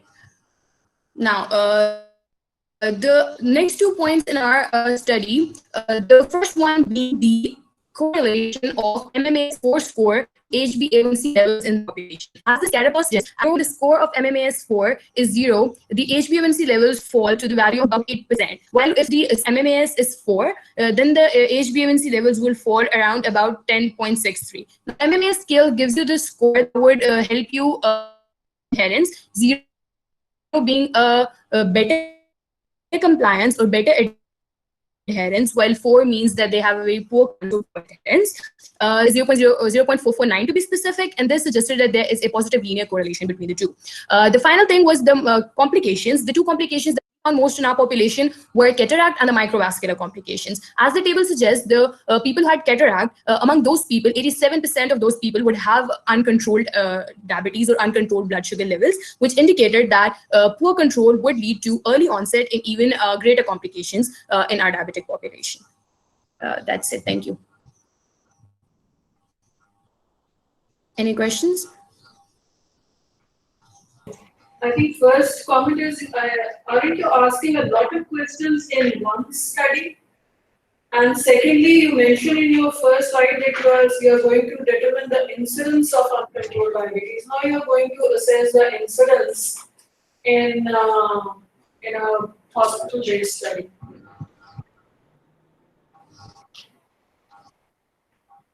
Okay. The first question that you asked about, a lot of questions in the same set. Yes. The first is that we filled the questionnaires, these one-on-one interviews with people, and we asked them about we took time. First is that you are asking. I'm sorry, I cannot hear you. You hear me now? Hello?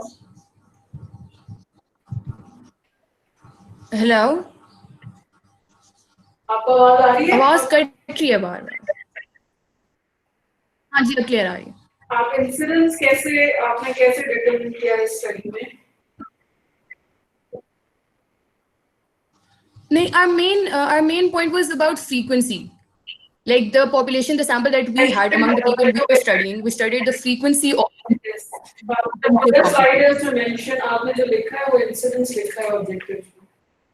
और second ये कि आपके adult population थी, उसका भी mean HbA1c is 8.8, which is poor control. Yes, what we were trying to determine was that what level of control they could achieve. But even with a better compliance, the HbA1c is not good. In the moderate to severe range, so that's not an adherent population. Yes, the result did suggest that. Okay, but comparatively, it were lower and better compliance. Okay. We now move on to our next presentation, which is by Shahmir Abbassi. Shahmir Abbassi. And Shahmir is from Shifa Tameer-e-Millat University. The topic of his presentation is knowledge of public and private primary school teachers regarding pediatric first aid in Islamabad. Shahmir. Ji, Assalamu alaikum. Should I start?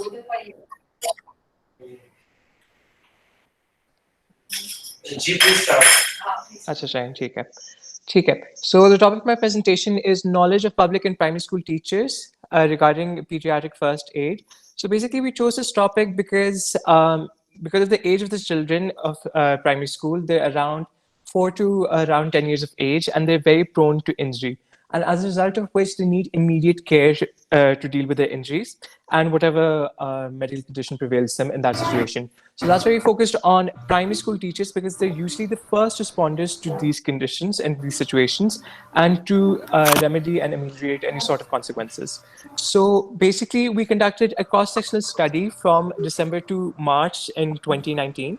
And we wanted to assess the knowledge of the primary school teachers. Then after the self-administered questionnaire, we then collected the data and analyzed it using SPSS.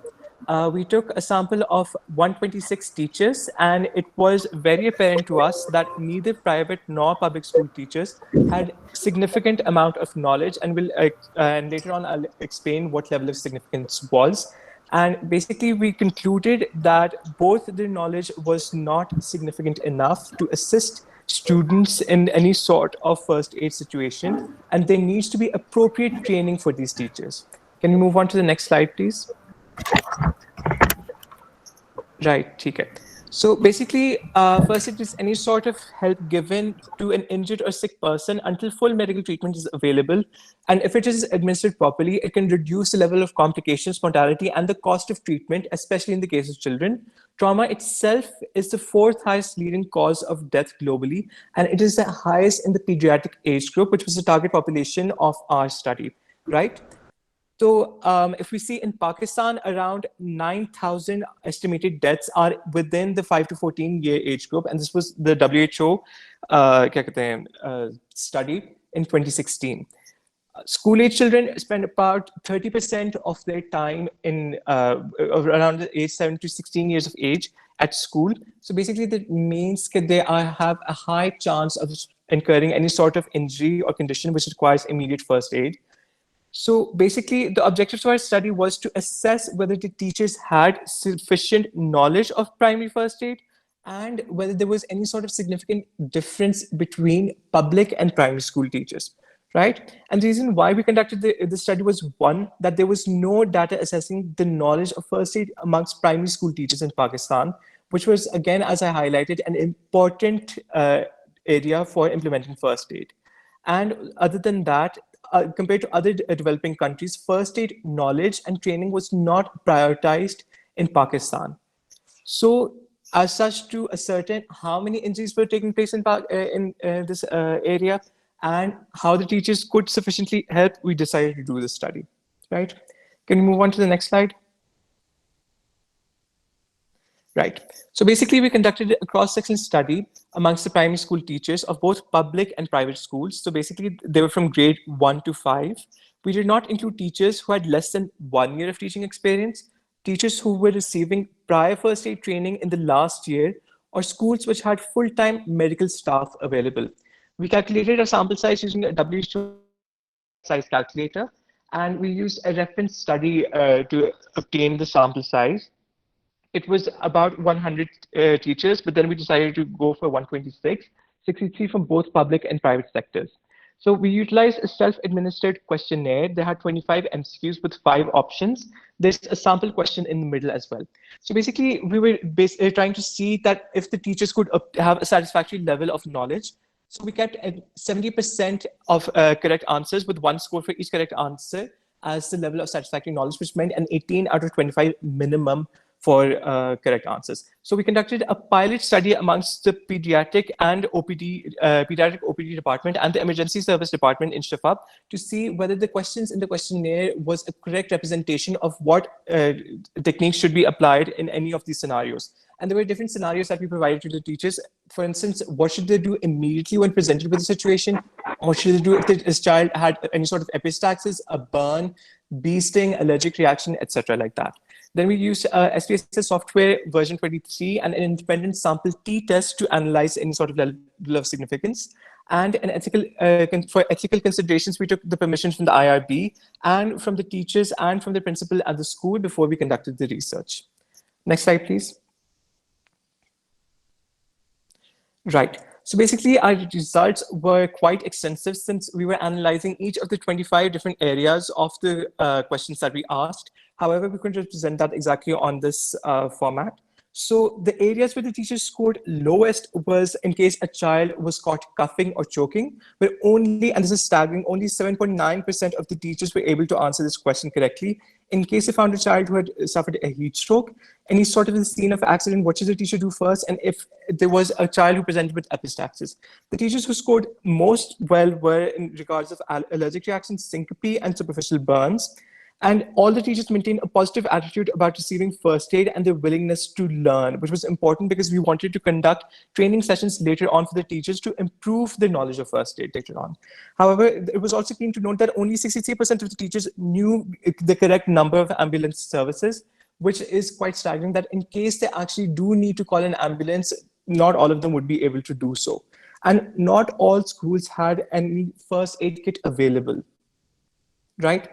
So again, the maximum score was 25. No teacher was able to obtain that score. Most teachers obtained around 12 out of the total 25. 11 was the score in public schools and 13 was the score in private schools, right? And then we used an independent sample t-test to compare the results of both schools for any sort of significant difference. And there was no significant difference between private or public schools.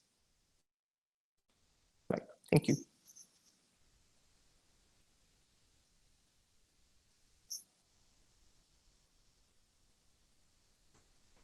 तामीर आपने कितने public और private schools को target किया था कितने schools में आप लोग गए? So basically, our initial idea was that we were going to go for equal number of private and public schools, but because it was pretty inconvenient for us to do that, because first of all, there weren't equal number of teachers available at both public and private schools. And there was also an issue of permission. Schools do not allow research to be conducted, especially private schools. And you usually have to take permission from the regional head or the institutional educational board. So there weren't equal number of schools per se, but we kept an equal number of teachers from both public and private sectors. But if you wanted rough estimates, then we went for around 12 schools. Okay, and were the years of experience of teachers taken into consideration in this particular aspect? Yes, we did take that into consideration. There was there was more than 1 year. That was a baseline cutoff criteria. And then other than that, we also took teachers who were taking for 1 to 5 years, 5 to 10, and greater than 10 years. But there was no significant difference in number of years of teaching and the knowledge of first aid.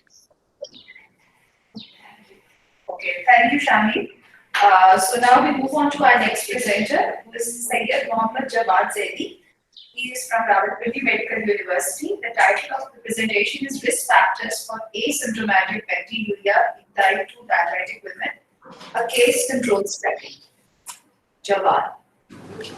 Hello, Assalamu alaikum. Can everyone hear me? Yes, we can hear you. Please start.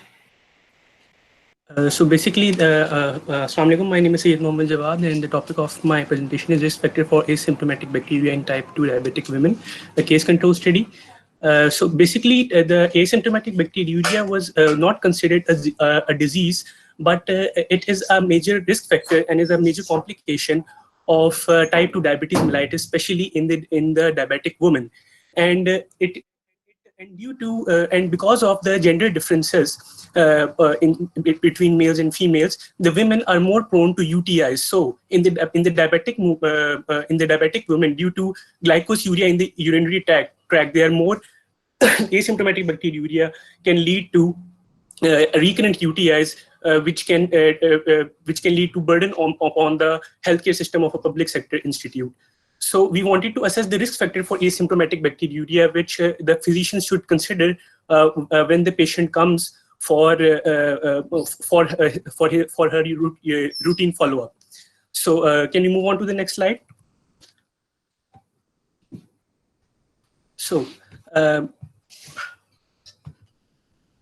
basically the main objective of our study was that the literature regarding the risk factors of asymptomatic bacteriuria was very conflicting, and we wanted to assess that what are the risk factors for asymptomatic bacteriuria, as asymptomatic bacteriuria is a major cause of frequent UTI in the diabetic women. The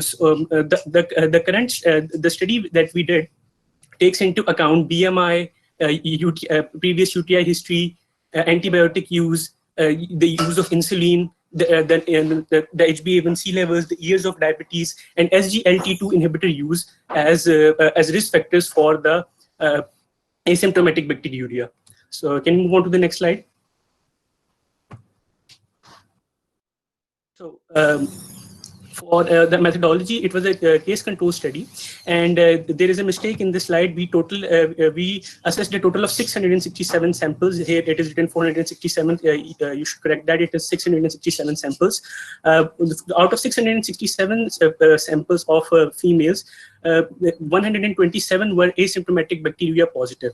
Out of these 127 patients, they were called again for a second sample so that we could confirm that, so that we could exclude if the cultures were not according to the were not right. So at the end, and after we interviewed these patients, these cases, and after the interview, we checked that if they had any history of UTI or any other risk factors for UTI, and those patients were excluded from the study. And as a result, 83 cases were included into the study. And on the contrary, 166 controls, two controls per case were selected for the study. And for the data analysis, we use the chi-square test, test, and we use the multiple regression to find out the odds ratio of how much the risk factors they cause the asymptomatic bacteria. Can we move on to the next slide? So here we can see that there is a table. In the table, the total number of samples that we detected were 667, and out of these 667, 83 were cases and 166 were controls. Mean age was 59.3, and of the controls were 57.7, and they were categorized on the basis of mean income, contraceptive use, educational status, and mean age, etc. So here, in the number of samples we detected, 19% of the diabetic women had the asymptomatic bacteriuria, and the significant factors for asymptomatic bacteriuria were high HbA1c level, which had a odd ratio of 1.97, the diabetic years, which had odd ratio of 1.49, and previous UTI history is also a risk factor for asymptomatic bacteria with odd ratio of 2.72. Using SGL2 inhibitor use has also a very high odd ratio of 1.75. And similarly, proteinuria was also a significant risk factor. However, BMI, age of the patient, pyuria, and voiding dysfunction were the factors which were non-significant. So basically, what is our take-home message on this research is that asymptomatic bacteria must be considered among diabetic women, as 1 in 5 diabetic women have this complication.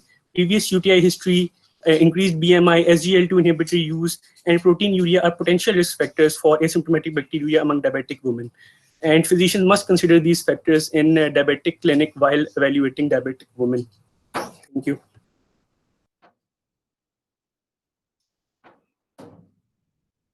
Okay, thank you very much, Jawad. Any question? Jawad, first of all, good presentation, and only one two questions. One is related to your objective. Objective should be in clear biological terms. Okay, it shouldn't be a 3, 4, 5, 6 line statement, and you don't have to mention your aim or purposes in your objective. Okay. Secondly, how this is mentioned as a case control study. Who are the cases and who are the control, and why you designed this as a case control study? So basically, we assessed 667 samples, and out of these 667 samples, 127 came to be positive on the cultures. They had asymptomatic bacteria positive, and so basically we in those 127 patients, we used a very vigorous criteria from which we excluded the cases who had the potential risk factors for developing UTIs. So we excluded them, and then we had 83 cases. And the controls were those patients who were labeled as asymptomatic bacteria, who were negative on the cultures. So those who were negative, they were 6 controls, and those who were positive, they were 83. But these 83 did not have any risk factors for UTI. Okay, thank you.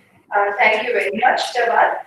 Now we'll move on to our next presenter, and this presenter is Shifa Tameer, and she is from Rawalpindi Medical University. The topic of the presentation is association between nutritional status and functional capacity of elderly. Shifa Tameer.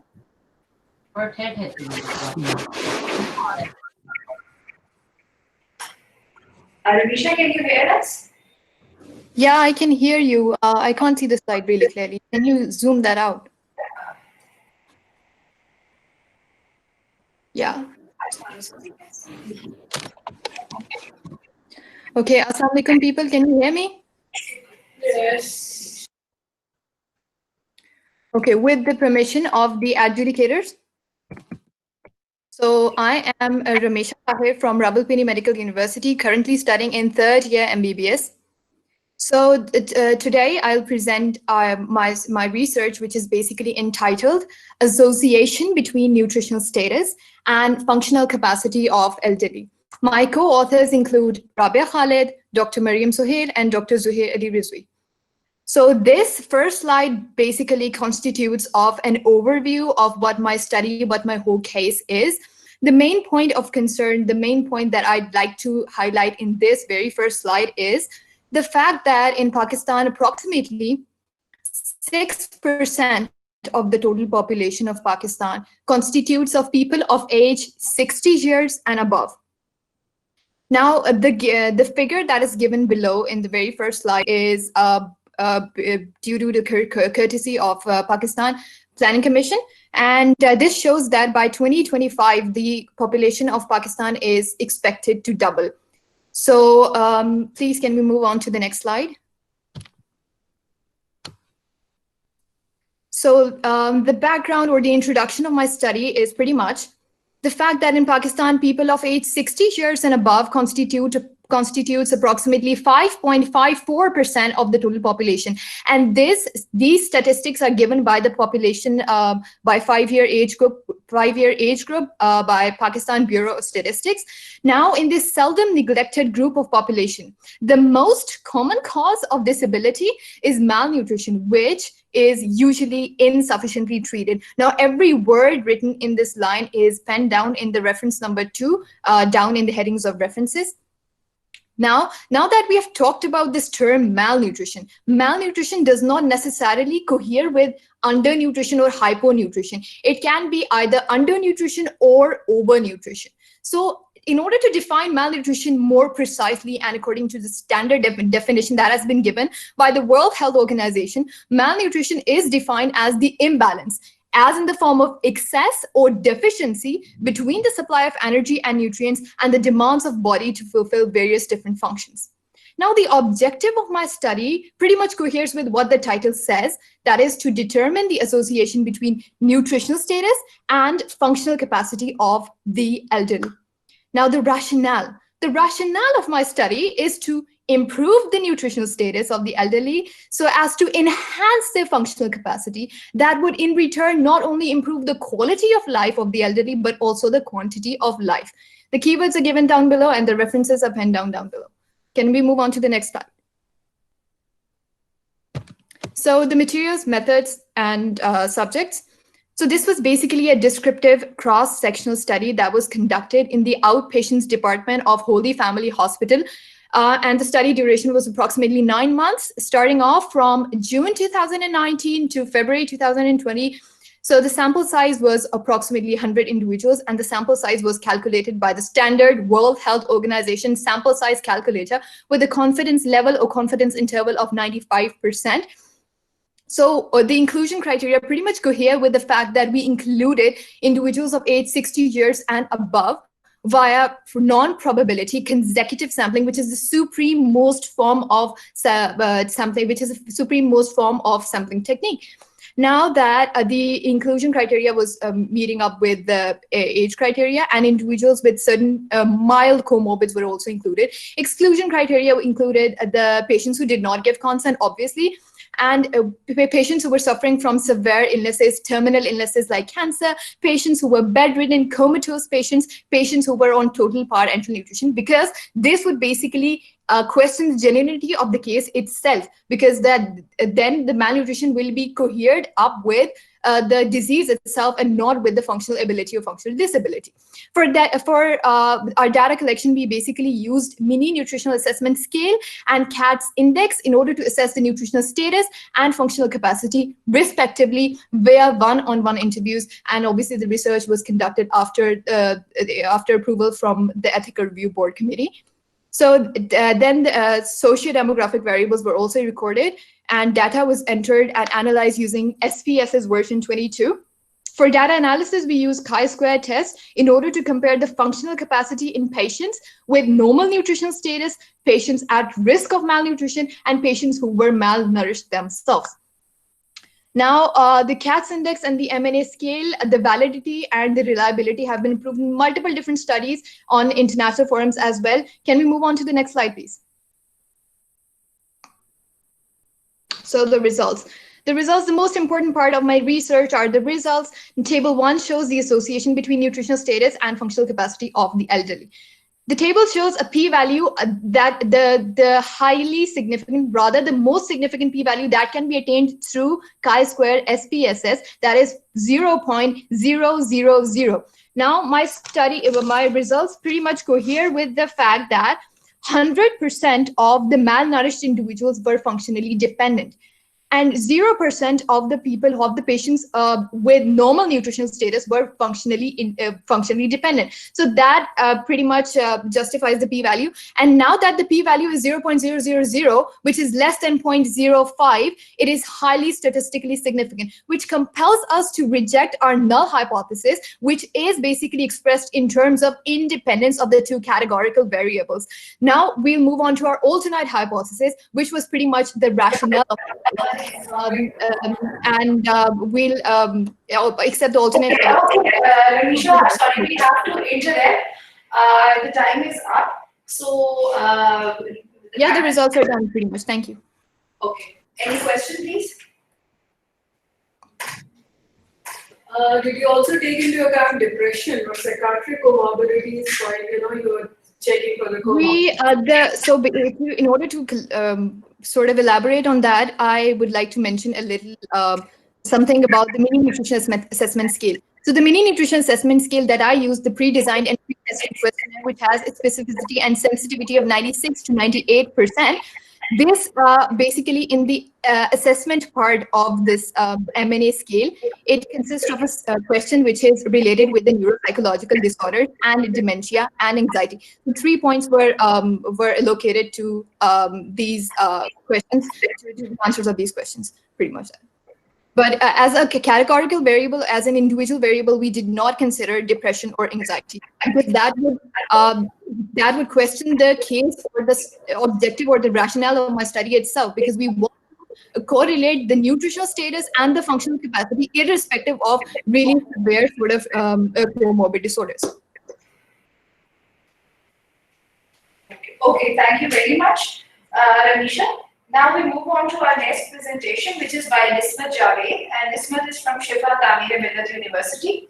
The topic of her presentation is sleep quality in patients with heart failure, findings from Pakistan. Nismat Javed. Thank you. So my name is Nismat, and as I mentioned earlier, I'm a final year medical student from Shifa College of Medicine. The topic of this presentation is sleep quality in patients with heart failure and the findings from Pakistan.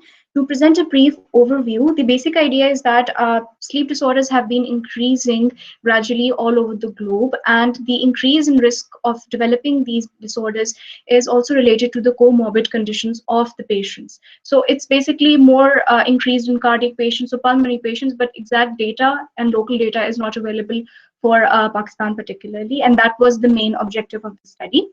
To summarize a few of the results, we realized that the mean, basically, I was supposed to mention the mean time, it's mentioned a bit wrong here. The mean time of was significantly reduced in the results, and the Pearson correlation was found to be significant for our results of -0.25. And there was a generally poor scores, with scores actually going to 11.23 points as well. And some of the patients, although not majority, had satisfactory sleep characteristics. The figure 1 shown here is important because there's a relationship that I will be describing later on in the study. And just to summarize, this was the brief rationale for our study. Can we kindly move on to the next slide? Thank you. So there are approximately 160 medical disorders related to sleep that have been diagnosed and are present in literature. There are various forms of sleep apnea syndromes that are associated with various pulmonary and heart conditions as well. And because of the increase in these conditions, we wanted to investigate the effect of these conditions on the health of the patients.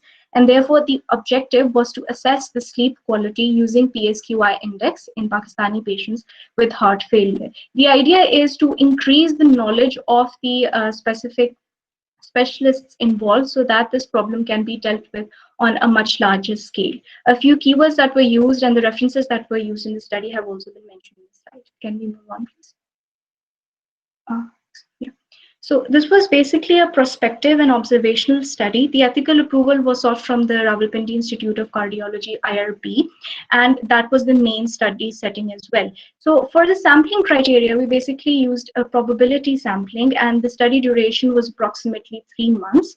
And furthermore, the inclusion criteria for the study was for patients who were aged greater than 40 years, with ejection fractions of less than 40%, because this was documented in literature, and regular treatment, or the patients were on regular treatment with no prior episode of decompensation. So they were in chronic symptoms, the chronic issues, and not exactly acute decompensation. The exclusion criteria included prior history of sleep disorders, any risk factors for sleep disorders, excluding sleep medication use, family history of sleep disorders, and patients who had asthma or COPD. So we calculated our sample size using the OpenEPI software, and that was found to be approximately 270 patients. This was anticipated. Furthermore, we used 2 tools for the process. We used a self-designed questionnaire and an internal, and a Cronbach alpha was used to assess the internal consistency, and it was found to be 0.82. So this basically ranged for recording of variables from age to family history, and we documented all of these findings, although all of these findings could not be presented in the e-book. And then we also distributed the PSQI questionnaire, which dealt with 7 variables regarding sleep quality, and those were extracted from the statements that were presented in the questionnaire. They were scored from a range of 0 to 3 points, with 3 points presenting the most severe or worse score. And after this process was done, we scored the responses of all of the participants, and we actually counseled them on what this meant for their future health development. Can we kindly move on to the next slide? Okay. So the results of our study included approximately 280 participants, in which we saw that there was a 60 to 40 ratio of males to females, and 77% of these patients were inpatient, and they were admitted as opposed to the outpatient therapy. The mean age was 60.13 years, and approximately 42% of the patients were smokers. Majority of the patients were compliant to therapy, and the ejection fraction was found to be 29%, and this was the mean ejection fraction. We found the PSL correlation as significant as well, which was mentioned earlier. However, I mentioned during the start of this presentation that the comorbid conditions had a significant relationship. So using a chi-square test, we found out that there was a significant association with smoking as well as diabetes, with p-values less than 0.05 being considered significant. When we documented these results in a pictorial format, what we found interesting was that there was wide variation of results for the variables sleep duration, sleep medicine, and daytime dysfunction, as mentioned in figure 2 component scores. And then we decided to split these further on the basis of the mean that we had found for the ejection fraction. Our basic idea was that the lesser the ejection fraction, the higher the PSQI score, and the more worse sleep prognosis the patient had. However, this was not entirely the case, because we found that ejection fractions greater than 29% had poorer scores in sleep duration, as well as sleep medications and daytime dysfunctions. There was actually an important explanation that we found in literature for this. The reason being that the age of 60 years and above is usually associated with melatonin dysregulation. The dysregulation increases when we are using sleep medications intermittently despite having any history of sleeping disorders. Because of these two effects, the ultimate result is that the sleep duration is highly varied because the melatonin cycle is not regulated properly. And to conclude my presentation, the entire idea of the study was that all of these patients should also be assessed for sleep quality, and they should also undergo rigorous psychiatric and sleep medicine related evaluations, so that the prognosis that can be actually altered by reducing some of the modifiable risk factors can be taken into account. There were a few limitations of the study. This was basically a single-centered study, and we did not have a very large sample size for 3 months, as should have been. And secondly, This we need to interrupt. The time is up. It's past 6 minutes. Right, so thank you very much. Any question, panelists? Despite the time, how many studies like this have been previously reported from Pakistan? Sorry? There were very few studies that I found, almost none, and the studies that have been referenced in the background as well are basically related to sleep apnea syndrome. So for that, sampling size was mentioned, and we decided to use that as anticipated frequency for the calculation. There is studies, especially from Karachi, from AQU on this topic. Okay. I just wanted to ask that we know that sleep-related disorders is established risk factor for a lot of now cardiovascular morbidity like hypertension, stroke, and uncontrolled hypertension and cardiac failure. So what your study is going to add? The addition that we were looking for is that the mean ejection fraction, so basically a target ejection fraction after which we should start suspecting the sleep disorder pattern, and not just that, but also the kind of sleep disorder pattern that should be expected, which I tried to explain in these slides as well. But yes, there was this limitation that we could not stratify the risk of the classes of heart failure and pulmonary disorders in simply the study. Okay, thank you, Ms. Smith. We now move on to our next presenter, which is Tayyaba Mumtaz Khan, and he is from Rawalpindi Medical University. The title of his presentation is Association of Physical Activity and Sleep Quality with Academic Performance Among Fourth-Year MBBS Students of Rawalpindi Medical University. Assalamu alaikum, can you hear me?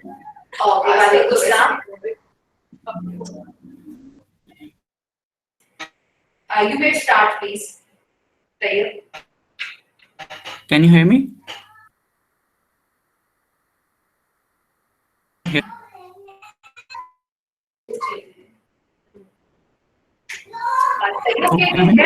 Please start. Okay. My name is Tayyaba Mumtaz Khan, and the study title is Association of Physical Activity and Sleep Quality with Academic MBBS Students of Rawalpindi. We're going to discuss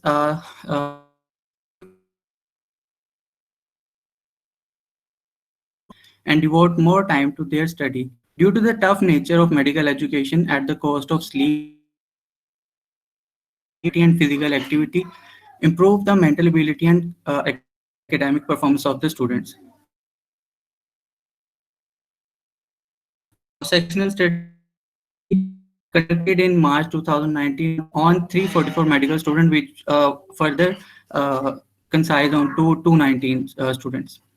So we use two questions: sleep quality index and physical activity levels by the global. The academic performance by the marks obtained in the most recent pathology class test. So the result I'm going to discuss in the other slide. So tell about the conclusion. Our study indicates an overall poor sleep quality and physical activity level among fourth-year medical students. So particularly boarding students who have lower test score and worse sleep and physical activity levels. Can we move to the next slide?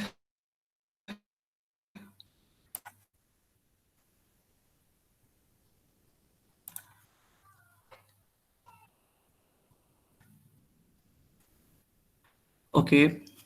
The quick overview about the abstract. First of all, I already discussed about the background. So here I'll discuss about the dilemma is the fact that future contains themselves are reported to suffer from the poor index of physical activity. Moreover, its effect on academic performance alongside sleep quality has not been evaluated in detail. This study will provide new areas to of medical students performing below average. So the objectives are to assess sleep quality and physical activity levels among fourth-year medical students of RMU to correlate them with the academic performance, gender, and boarding status of the students. So the rest study may provide new target area to improve the academic performance of medical students through good sleep quality and optimal physical activity. Can we move to the next slide?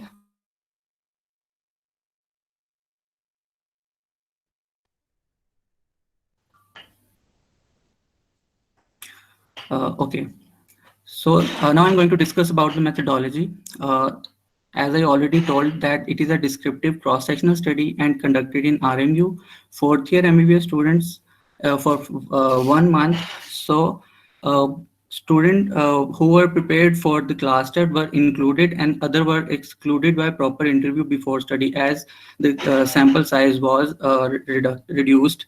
And simple random sampling was used for data analysis, Pearson correlation, independent sample t-test, and multiple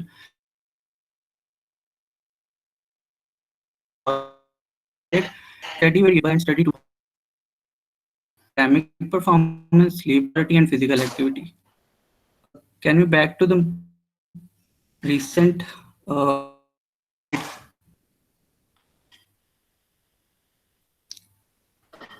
methodology slide?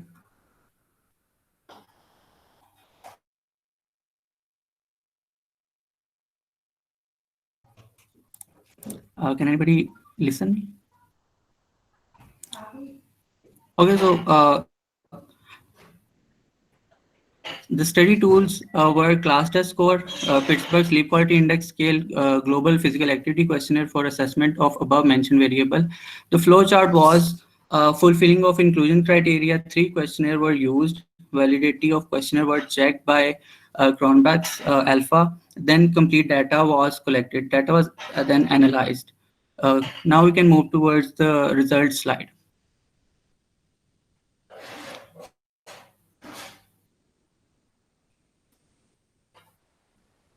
Can we move to the next slide?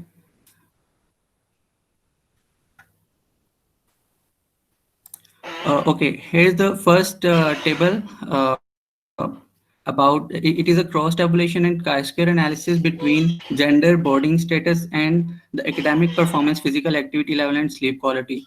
As you can see the p-values. There is a importantly significant results. The physical activity level checked it by the questionnaire that shows that the students who were the candidates who have less physical activity were the low achievers in their academic performance and with sleep quality as well. And those who have more physical activity and more sleep quality, they have good academic performance. In the second table, we can see Pearson correlation. So QI score was in negative. This is because this is because one variable was improving or one raising, the other was falling. So this shows in negative, and the GPAQ score shows positive results.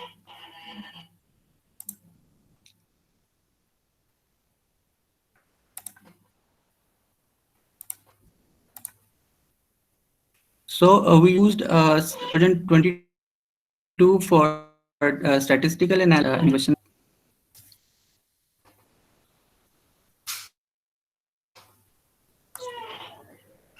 Okay, Tayyab, your time is up. Panelist, any question? Yeah, that's all from my side. can you hear us?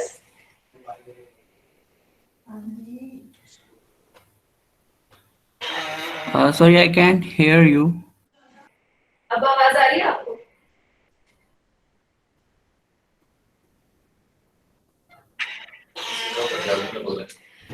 Sorry. Okay, Tayyab, it looks like your connection has some issues, it is slow connection. So thank you very much. We now move on to our next presenter, who is Mohammed Naseem, and he is from Shifa Tameer-e-Millat University. The topic of his presentation is prophylactic antibiotic practices for connectomy in a tertiary care hospital, Pakistan. Hassan Nadeem. Hassan, can you hear us?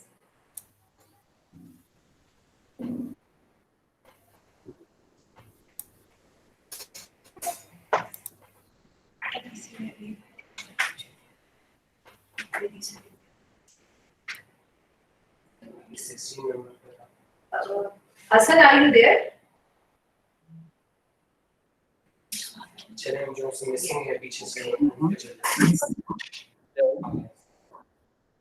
Hassan, can you hear us? Please start your presentation. Yes, ma'am. Assalamu alaikum. I'm Hassan Nadeem. I'm a final year student from Shifa College of Medicine.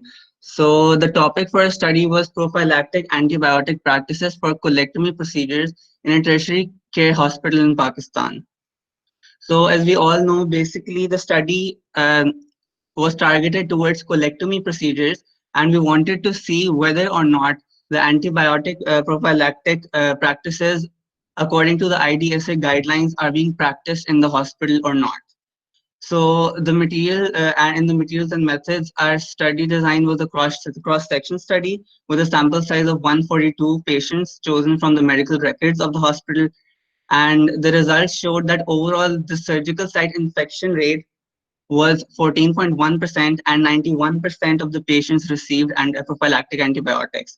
And we concluded that in most of the cases, the IDSA guidelines for the surgical prophylaxis were not followed.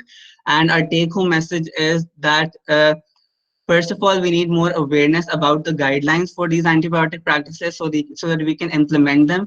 And then we need to do further studies to see what the effect on the surgical site infection rate is after following all those guidelines. Next slide, please. Thank you. So in the background, we have two very important definitions: that surgical site infection is an infection that occurs after surgery in the part of the body where the surgery took place. And the different types include superficial and deep incision involving organ space or implantable materials. And colectomy, as we all know, is a procedure performed to remove all or part of the colon by open or laparoscopic procedure. And the main indication is a bowel obstruction, inflammatory bowel disease, colon cancer, diverticulitis, and trauma. The keywords we used were surgical site infection, Pakistan, antibiotic prophylaxis, and colectomy. The main objective was to assess the prophylactic antibiotic practices for the colectomy procedures in SIH, which is the tertiary care hospital in Pakistan. Then other objectives included the SSI rate in these patients and the association of different risk factors that I will discuss in the next slide. The rationale of the study is that basically there's lack of evidence whether the hospitals in our country, especially the tertiary care hospitals where we expect them to adhere to the prophylactic antibiotic practices, we need to see whether they're adhering to them or not and what the consequences are, whether there is an association of an increased SSI rate with lack of adherence to the prophylactic antibiotic practices. And these are the references. Next slide, please. Thank you. So in this cross-sectional study, we took approval from the IRB, and the statistical analysis was done using SPSS, and the setting was Shifa International Hospital. The inclusion criteria was any patient more than 18 years, male or female, who underwent colectomy, and we excluded any patients less than 18 years of age. And the sample size was calculated using the WHO sample size calculator, taking a confidence interval of 95% and a margin of error of 5%. Then we consulted a reference article from a study done in Michigan on colectomy procedures, and we used the questionnaire for data collection, which included the demographic information, ASA classification, indication for surgery, open versus laparoscopic procedure, the procedure time, and the details about the antibiotic practices, and then whether an SSI was present or not, and different risk factors such as diabetes, obesity, and pre-operative transfusion of RBCs. Next slide. So in our results, the overall SSI rate was 14.1%, and 91.5% of the patients received an antibiotic. And among those patients, 13.9% developed an SSI, and 41.7% of the patients who did not receive an antibiotic developed an SSI. And this association was statistically significant with a p-value of 0.014, and any in the study, any value less than or equal to 0.05 was significant. Then the mean age, according to the table, you can see the table is 51, and 55.6% of the patients were male. And most of the patients had a severe disturbance or life-threatening disturbance. And the most common indication for surgery was colorectal cancer. And 19.7% of the patients underwent laparoscopic procedure. The others underwent open procedure. 91.5% were given an antibiotic. All of them were via IV route. And only 12% of the patients in the patients, the IDSA guidelines were adhered to, and the antibiotic was compliant according to the IDSA guideline. And in 8.5% of the patients, the dosing regimen was followed, and in 66.2% of the patients, the antibiotic was given 1 hour before the incision. And the total SSI rate was 14.1%. Now, I want to mention one thing that in one of the reference studies that we used, a possible reason for the lack of compliance could be the lack of awareness of guidelines of medical staff. This is also shown in a study conducted in a government hospital in Pakistan, where only 51% of the surgical residents were aware of all 6 basic guidelines that were assessed, with the study concluding that knowledge of the guidelines improved practices by about 4 times. Thank you.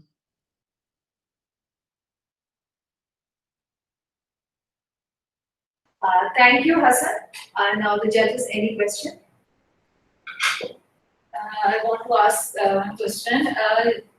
The prevalence is 13.9%, even if they are receiving prophylactic antibiotics. So I think this is a high percentage, even though they are receiving prophylactic. So what do you think the causes for that, and for how long you follow these patients to measure SSI? Okay, so ma'am, basically, if we compare, for the rate of SSI in the patients who did not receive the antibiotic was 41.5%. And another reason for a high rate of SSI in the patients who did receive antibiotics was that they did not adhere properly to the IDSA guidelines. Even if they were giving the antibiotic, they were not compliant with the guidelines. They were not either not using the proper dose or the proper antibiotic. So and there were also other reasons, for example, bowel enema and all that. We could not include everything in our study, so there were a few limitations. And the other thing, what was the other question you asked?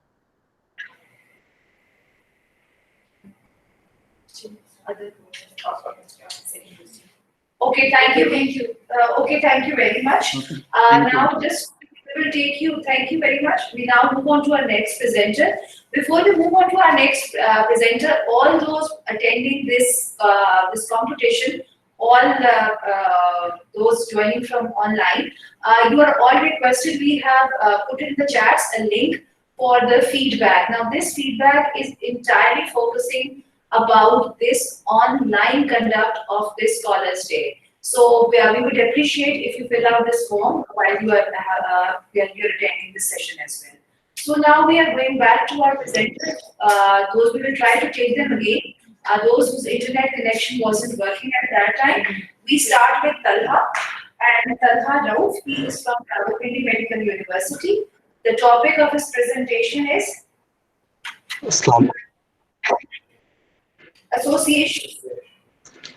Association of recent HbA1c levels with development and severity of distal symmetric polyneuropathy. Talha Rauf. Assalamu alaikum. Can anyone hear me? Yes, we can hear you. Please start. Okay.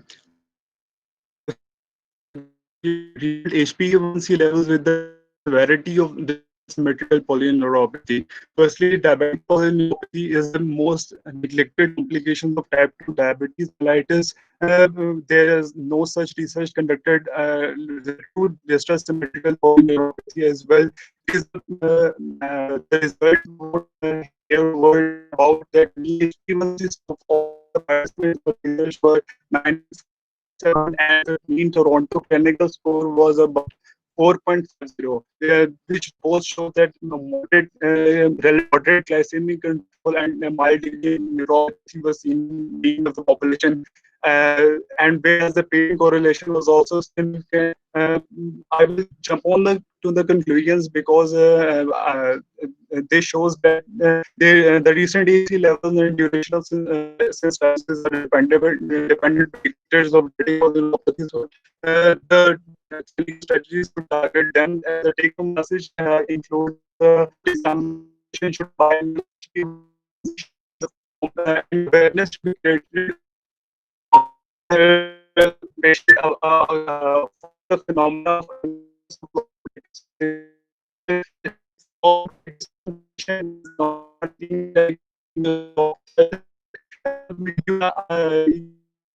patient session, and so that the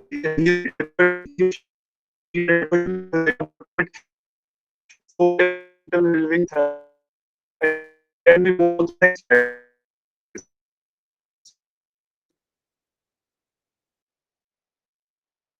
We go to, can we move on to the next slide?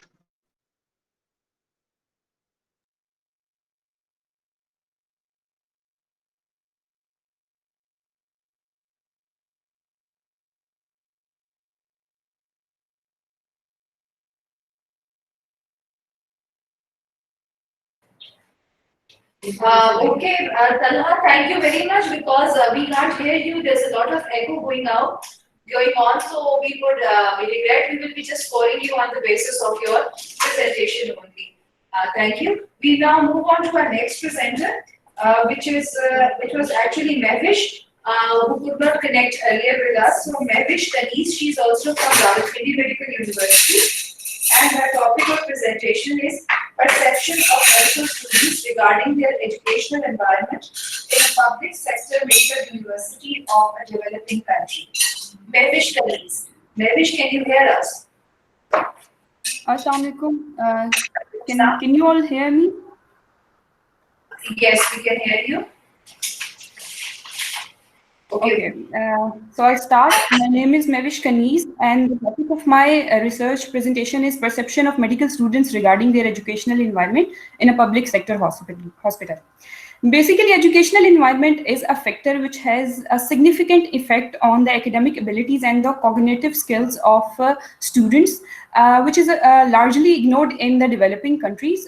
This factor is taken into consideration in the developed countries as well as in the private sectors of the developing countries, but it is largely ignored in the developing setup due to greater patient burden and as well as lack of time.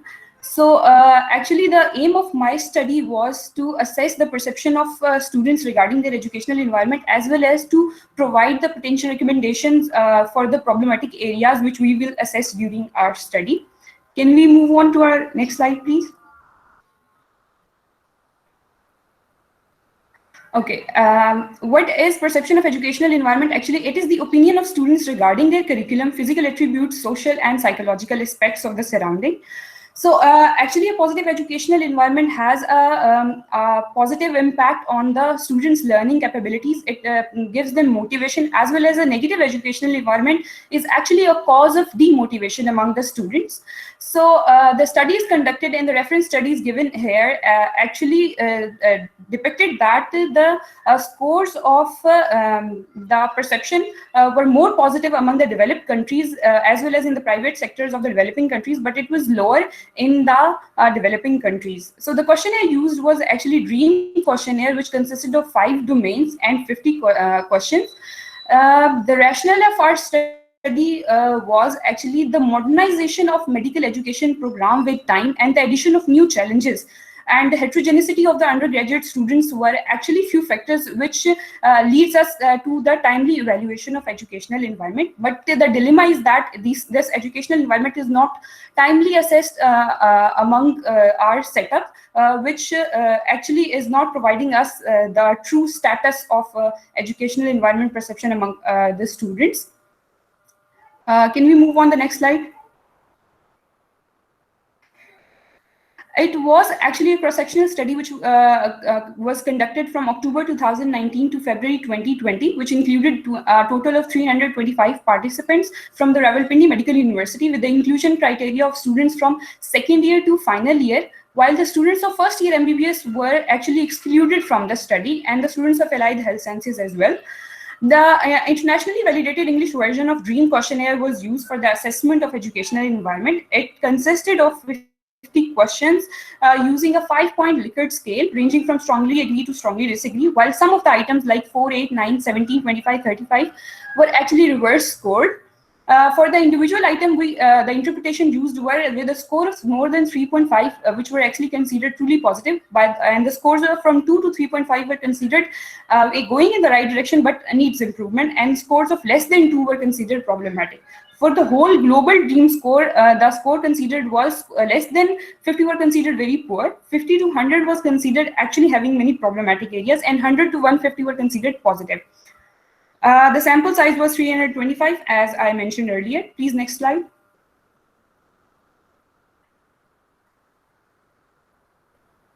Please move on to the next slide, please. So statistical analysis actually, which was used, we calculated means and standard deviations for the individual item as well as the total scores.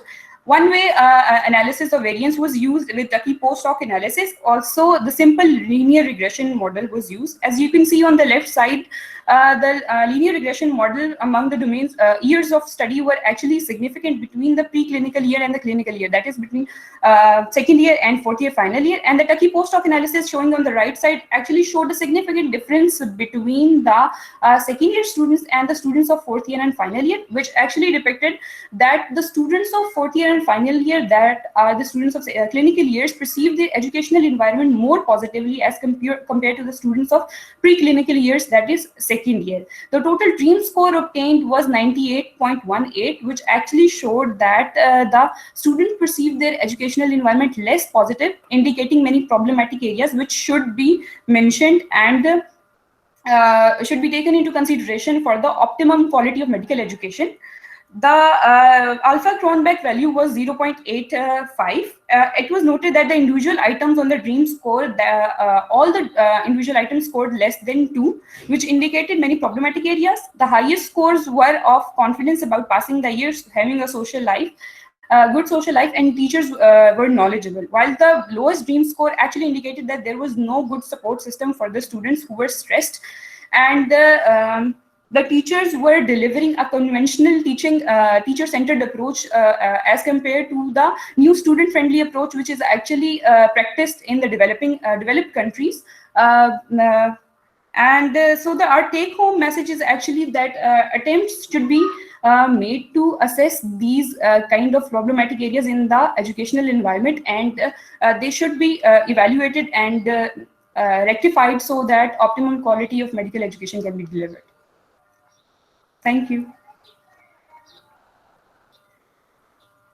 Okay, thank you very much. This was Mehwish Khalid. Thank you. Any question, please? Mehwish, ये जो DREAM questionnaire है, there has been so many studies which have been conducted in DREAM. आपने ये search किया था कि कितनी studies Pakistan से हो चुकी हैं on this DREAM and what impact that has put on the learning environment of different medical institutes? आपने ये चीज़ देखी? Yes, ma'am. Actually, in the reference studies, it has been mentioned that the studies conducted in Pakistan were largely conducted on the private sector, which showed the highest DREAM score, showing that the students perceived that their DREAM scores were very less, showing that there were many problematic areas in developing setup. लेकिन public sector में कितनी studies हो चुकी हैं DREAM के? या आपने देखा? Ma'am, public sector, there were very less studies conducted in public sector. And they had dream score of. Okay. Thank you very much, Mehwish. Now I would like to announce that we are going. Thank you, Mehwish. So we have just one more presentation left. Before we start with the last presentation, I would like to inform you all that we have actually put the link for their feedback regarding this CME activity in the chat box. Please go on that link and please fill that form, because only on the basis of this the CME points will be awarded to the faculty, and for the all those participants, which include the students.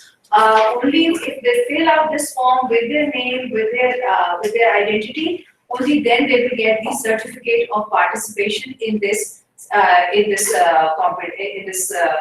program. So please do remember, you have to fill this form, otherwise you will not be entitled to get the certificate or the CME points. Our last presenter is Muniba Ali, and Muniba Ali is from Foundation Medical University. The topic of her presentation is various hematological parameters during third trimester of pregnancy.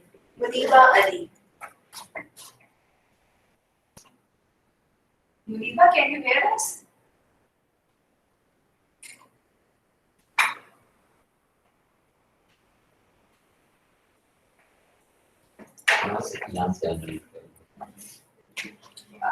Muniba, are you there? Muniba Ali, the last presenter.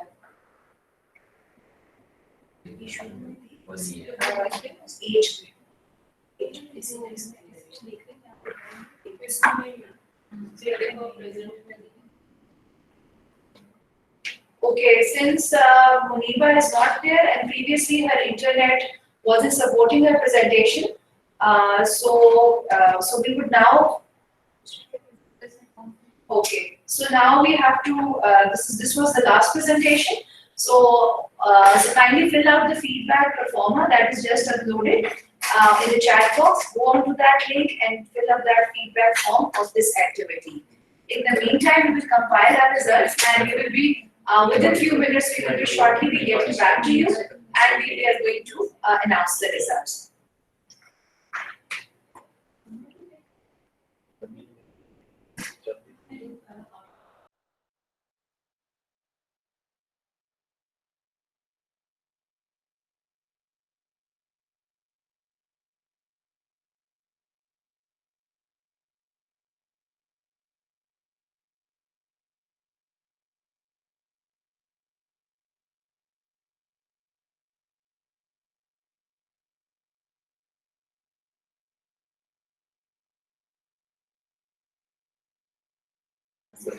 Okay, all participants as well as everyone participating in this competition and attending this competition, you are all requested to fill that feedback pro forma in 5 minutes, while the judges are going to make the final decision regarding. We are going to compile the results which have been entered by the judges. It is going to take just 5 minutes. As of now, it is just 5 minutes to 1. So by 1 o'clock, we will come back to you and we will announce the results shortly. In the meantime, please enjoy this video, which is being made just to keep you busy for 5 minutes. Thank you.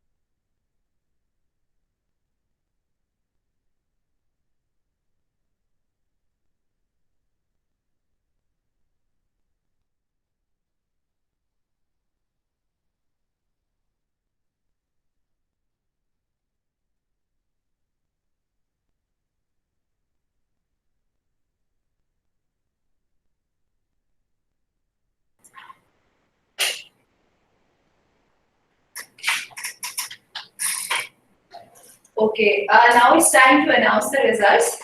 And just to share with you, it was a very tough competition among all the participants, as we initially informed you that the scoring system would be such that it would be 15 marks with each of the judges. So there were about total of 45 marks. Out of the 45 marks, this was quite a difficult decision, as our judges just discussed with us.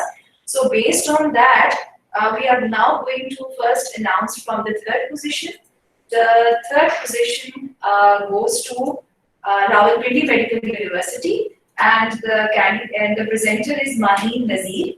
And Maheen Nazir has presented the title of Knowledge, Attitudes and Deworming Practices Regarding Soil Transmitted Health Cases Among Parents of School-Going Children in Rawalpindi.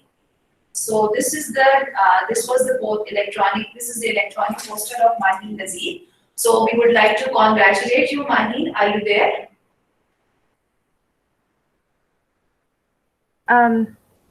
Thank you. I am here. Thank you so much. I'm so happy to have learned so much from my fellow presenters and for this opportunity. Thank you so much. Okay. Thank you very much. It was a very nice talk by you on this topic, and which was a very, very important topic and very relevant actually to nowadays a public health topic. So once again, congratulations. We now move on to, this is the Rawalpindi Medical University. Then we go on to the second prize. Second prize goes to Abdullah Kaefi. Sorry, I just forgot to mention about the Maheen Nazir. She scored 35.5 marks out of 45. And the second prize goes to Abdullah Kaefi, and he is from Shifa Tameer-e-Millat University. Abdullah Kaefi scored 37 marks. So this is the title of his presentation is Attitudes of Nurses and Physicians Towards Nurse-Physician Interprofessional Collaboration in Different Hospitals of Islamabad, Rawalpindi region of Pakistan. Abdullah Kaefi, are you there?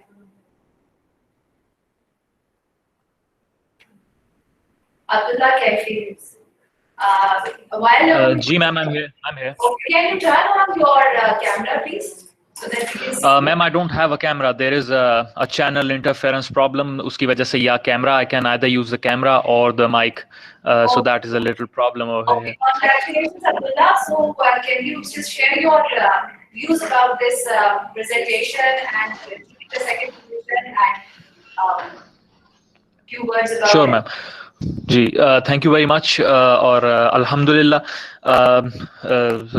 Other than me, of course, the credit also goes to Mohammed Abdullah Tahir, who actually helped me in developing this presentation, as well as carrying most of the load during this research. And secondly, about this, the second question was about this online method of, can you kindly repeat the question?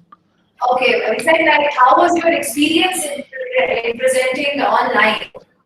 Yes, actually, it is. I think I have actually filled out the performer as well. I think it is a much better way compared to mounted posters, because it is it helps you save time, it helps you save space, it helps you save money, and more importantly, if we can get these connectivity issues out of the way, I think it can completely replace the traditional mounted poster method of presenting these posters. I think it's a very good way of presenting these abstract posters. Okay, thank you very much, Abdullah.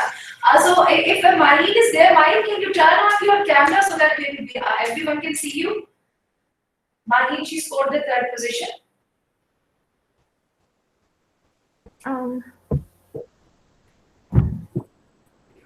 Assalamualaikum. Okay, we just wanted to congratulate and we wanted everyone to see you. Like, okay. Anything else you would like to add to it? I agree with the presenter that this was actually a very well organized poster competition. I was not expecting it to go as smoothly as it did, because I've been to some online classes and they have interruptions. But mashallah, this was, I think it's really an example in its category, and I hope that other universities follow the example as well. All the organizers have to be appreciated for this.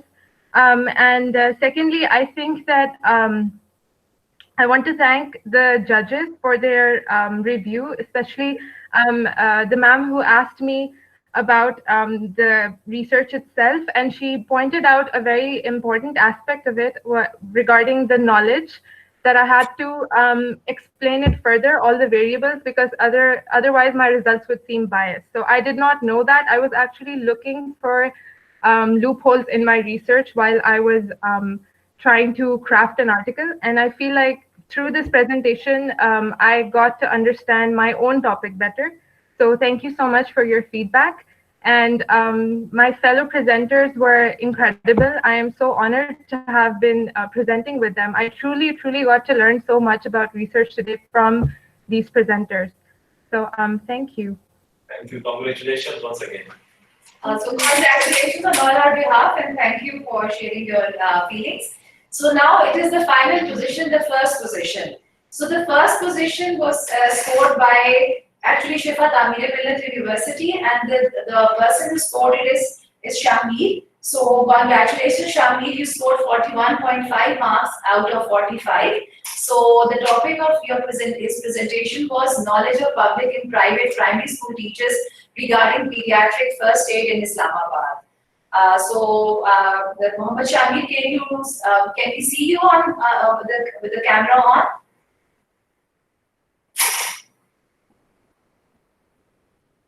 Thank you so much. Honestly, I didn't expect this. I'm very grateful. I'm very thankful for this event, that it provided the opportunity that we could present our topic to it. I really thought that it was quite interesting, and it was really good in the sense that you have this activity in the current situation, कि pandemic वगैरह चल रहा है, but still we are continuing. We're emphasizing on medical education, and we're emphasizing on research as well. I think this. I'm really grateful to my team members as well who helped me during the research. I think they're the main reason we got done with it in the first place. So, jo sare authors aapka nazar hai, and our supervisor as well, I'm really grateful to them for this, and for this opportunity, and for this event, for allowing me to present this as well. So yeah, I'm very grateful. Okay, thank you, Shahmeed. Thank you so much, ma'am. Okay. Thank you. Thank you all the participants and everyone who joined us today, and in making this event happen, and in making it a success. Now I would like to ask our worthy Vice Chancellor Professor Dr. Mohammad Iqbal and our Dean Professor Dr. Amir to please just throw some light on today's event and congratulate the students. Nice. The prize money will also be announced by the Vice Chancellor. First of all, I thank Allah subhanahu wa ta'ala for this very successful, alhamdulillah, first online poster presentation by our students from different universities. I believe that inshallah we will expand it to the other cities next year inshallah. It is very easy now. If you have the proper tools and the equipment with you, you can present it from Karachi, from Lahore, even from abroad. So I congratulate every one of you who participated. Every one of you is winner. It is a matter of just making few distinction between. It's a very fine distinction between first, second, and third, and the last position. Very fine distinction. All of you did very well. You are second to none. This I believe strongly. But it is the virtue of evaluation that we need to put someone at the best one. I believe that everyone is the best one. You put your maximum effort. You put your best efforts to make this study a successful event. But inshallah, we will give certificate to every certificate, and not only the CMER, but the certificate of participation in every session. Every one of you will reach to you inshallah electronically, and we have devised an electronic certificate that will reach to everyone, every participant. Secondly, those who have secured third position will get the check. We will send you a check of 5,000 rupees from the Shifa Tameer. I know this is a very meager amount, but the prize money is never meager. It is a prize money, even if it is. I remember that when I was a medical student in third year, and I answered one questions, and the chair gave me a note of one pound with the signature. I still keep this 1 pound in my pocket. It's not a 1 pound which matters a lot. It's the price which matters a lot, and the 5,000 rupees is a bigger amount for every one of us. But inshallah, we will send you the check. Though the second winner, and I really congratulate Maheen Nazir from Rawalpindi Medical University. I appreciate your spirits, your teachers, and everyone, and your parents as well. The second is Abdullah Kaefi. He is from Shifa Tameer-e-Millat University. He is secured the second position, and we'll send him a certificate and a check of 10,000 rupees, inshallah, soon. The first one is Shahmir, again from Shifa Tameer-e-Millat University. I believe he's a final year student. We'll send him a check of 15,000 rupees for scoring 41.5%, 41.5 marks. It's the very highest marks, and especially in the judges are too strict, and they have made every efforts to evaluate you thoroughly, alhamdulillah. And you will get the certificate and the check of 50,000 rupees, inshallah. At the end, I thank the organizers, Dr. Sajida, Professor Amir, his leadership, and particularly I thank the judges. They spared their time from their very busy schedule, valuable time for this. I think this is your very good contribution. I think the best contribution is to teach someone and evaluate someone for the future. And this is your Sadaqah Jariyah as well. And I believe that this time will be, we can't appreciate your time. We can't appreciate your efforts, your skills, but it's just the words cannot pay you the tribute. Inshallah, we will send you, you have made some certificates for them as well. And it's a tradition that every time we give a sheet, we prepare the sheet and send them. We will send you physically. I think Dr. Amir want to say something. Sir, thank you very much for the appreciation. And once again, while we are concluding, so a big congratulations to all the presenters and to all the participants. So they all spared their time, and the spirit which the presenters have shown and the interest they have shown is really marvelous.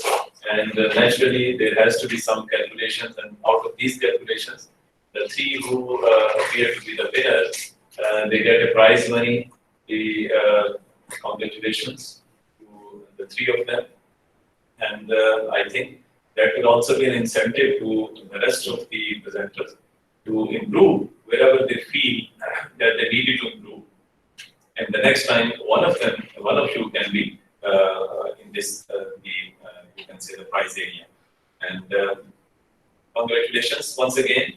And as our VC said that it's my duty to thank all the judges, the organizers, you mentioned time and again, and the people who are not around in this room, but they have worked hard for this event to be run smoothly and to make it a success. So my big thanks to all the judges and the organizers once again. And from our side, it's Allah Hafiz, and we pray for your safety. You're staying home, you are still contributing to your own knowledge and to the knowledge of the humanity at large as well. So over to Dr. Sajida once again. Thank you very much, sir. I would just like to share this certificate template that we have prepared. So can you have this is just a template.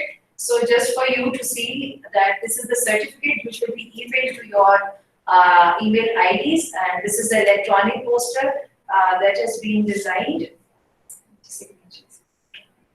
So with the signatures of the dean, this will be mailed to you. And that's about it. Thank you very much. And once again, I would just like to add one thing. I would just like to add one thing that Shifa College of Medicine has always been aiming to move on to the electronic posters. And this was a desire of Professor Dr. Amir sitting here, that for long, like I think for last 2 years, sir, we have been thinking of switching over to the electronic poster presentation.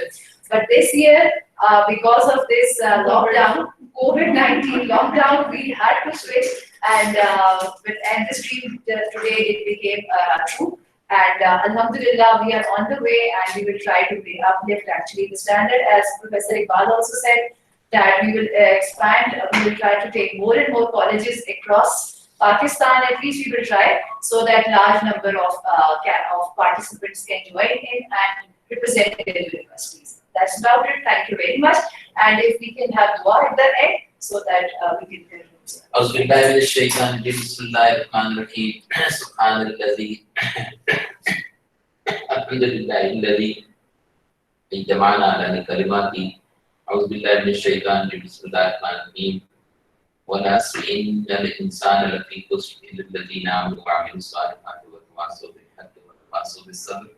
Inshallah, next time, if we have electronic poster, you will be inshallah able to present it physically, as well as you have a chance to present distantly.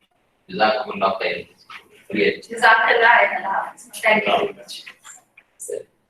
चाय पीने आपको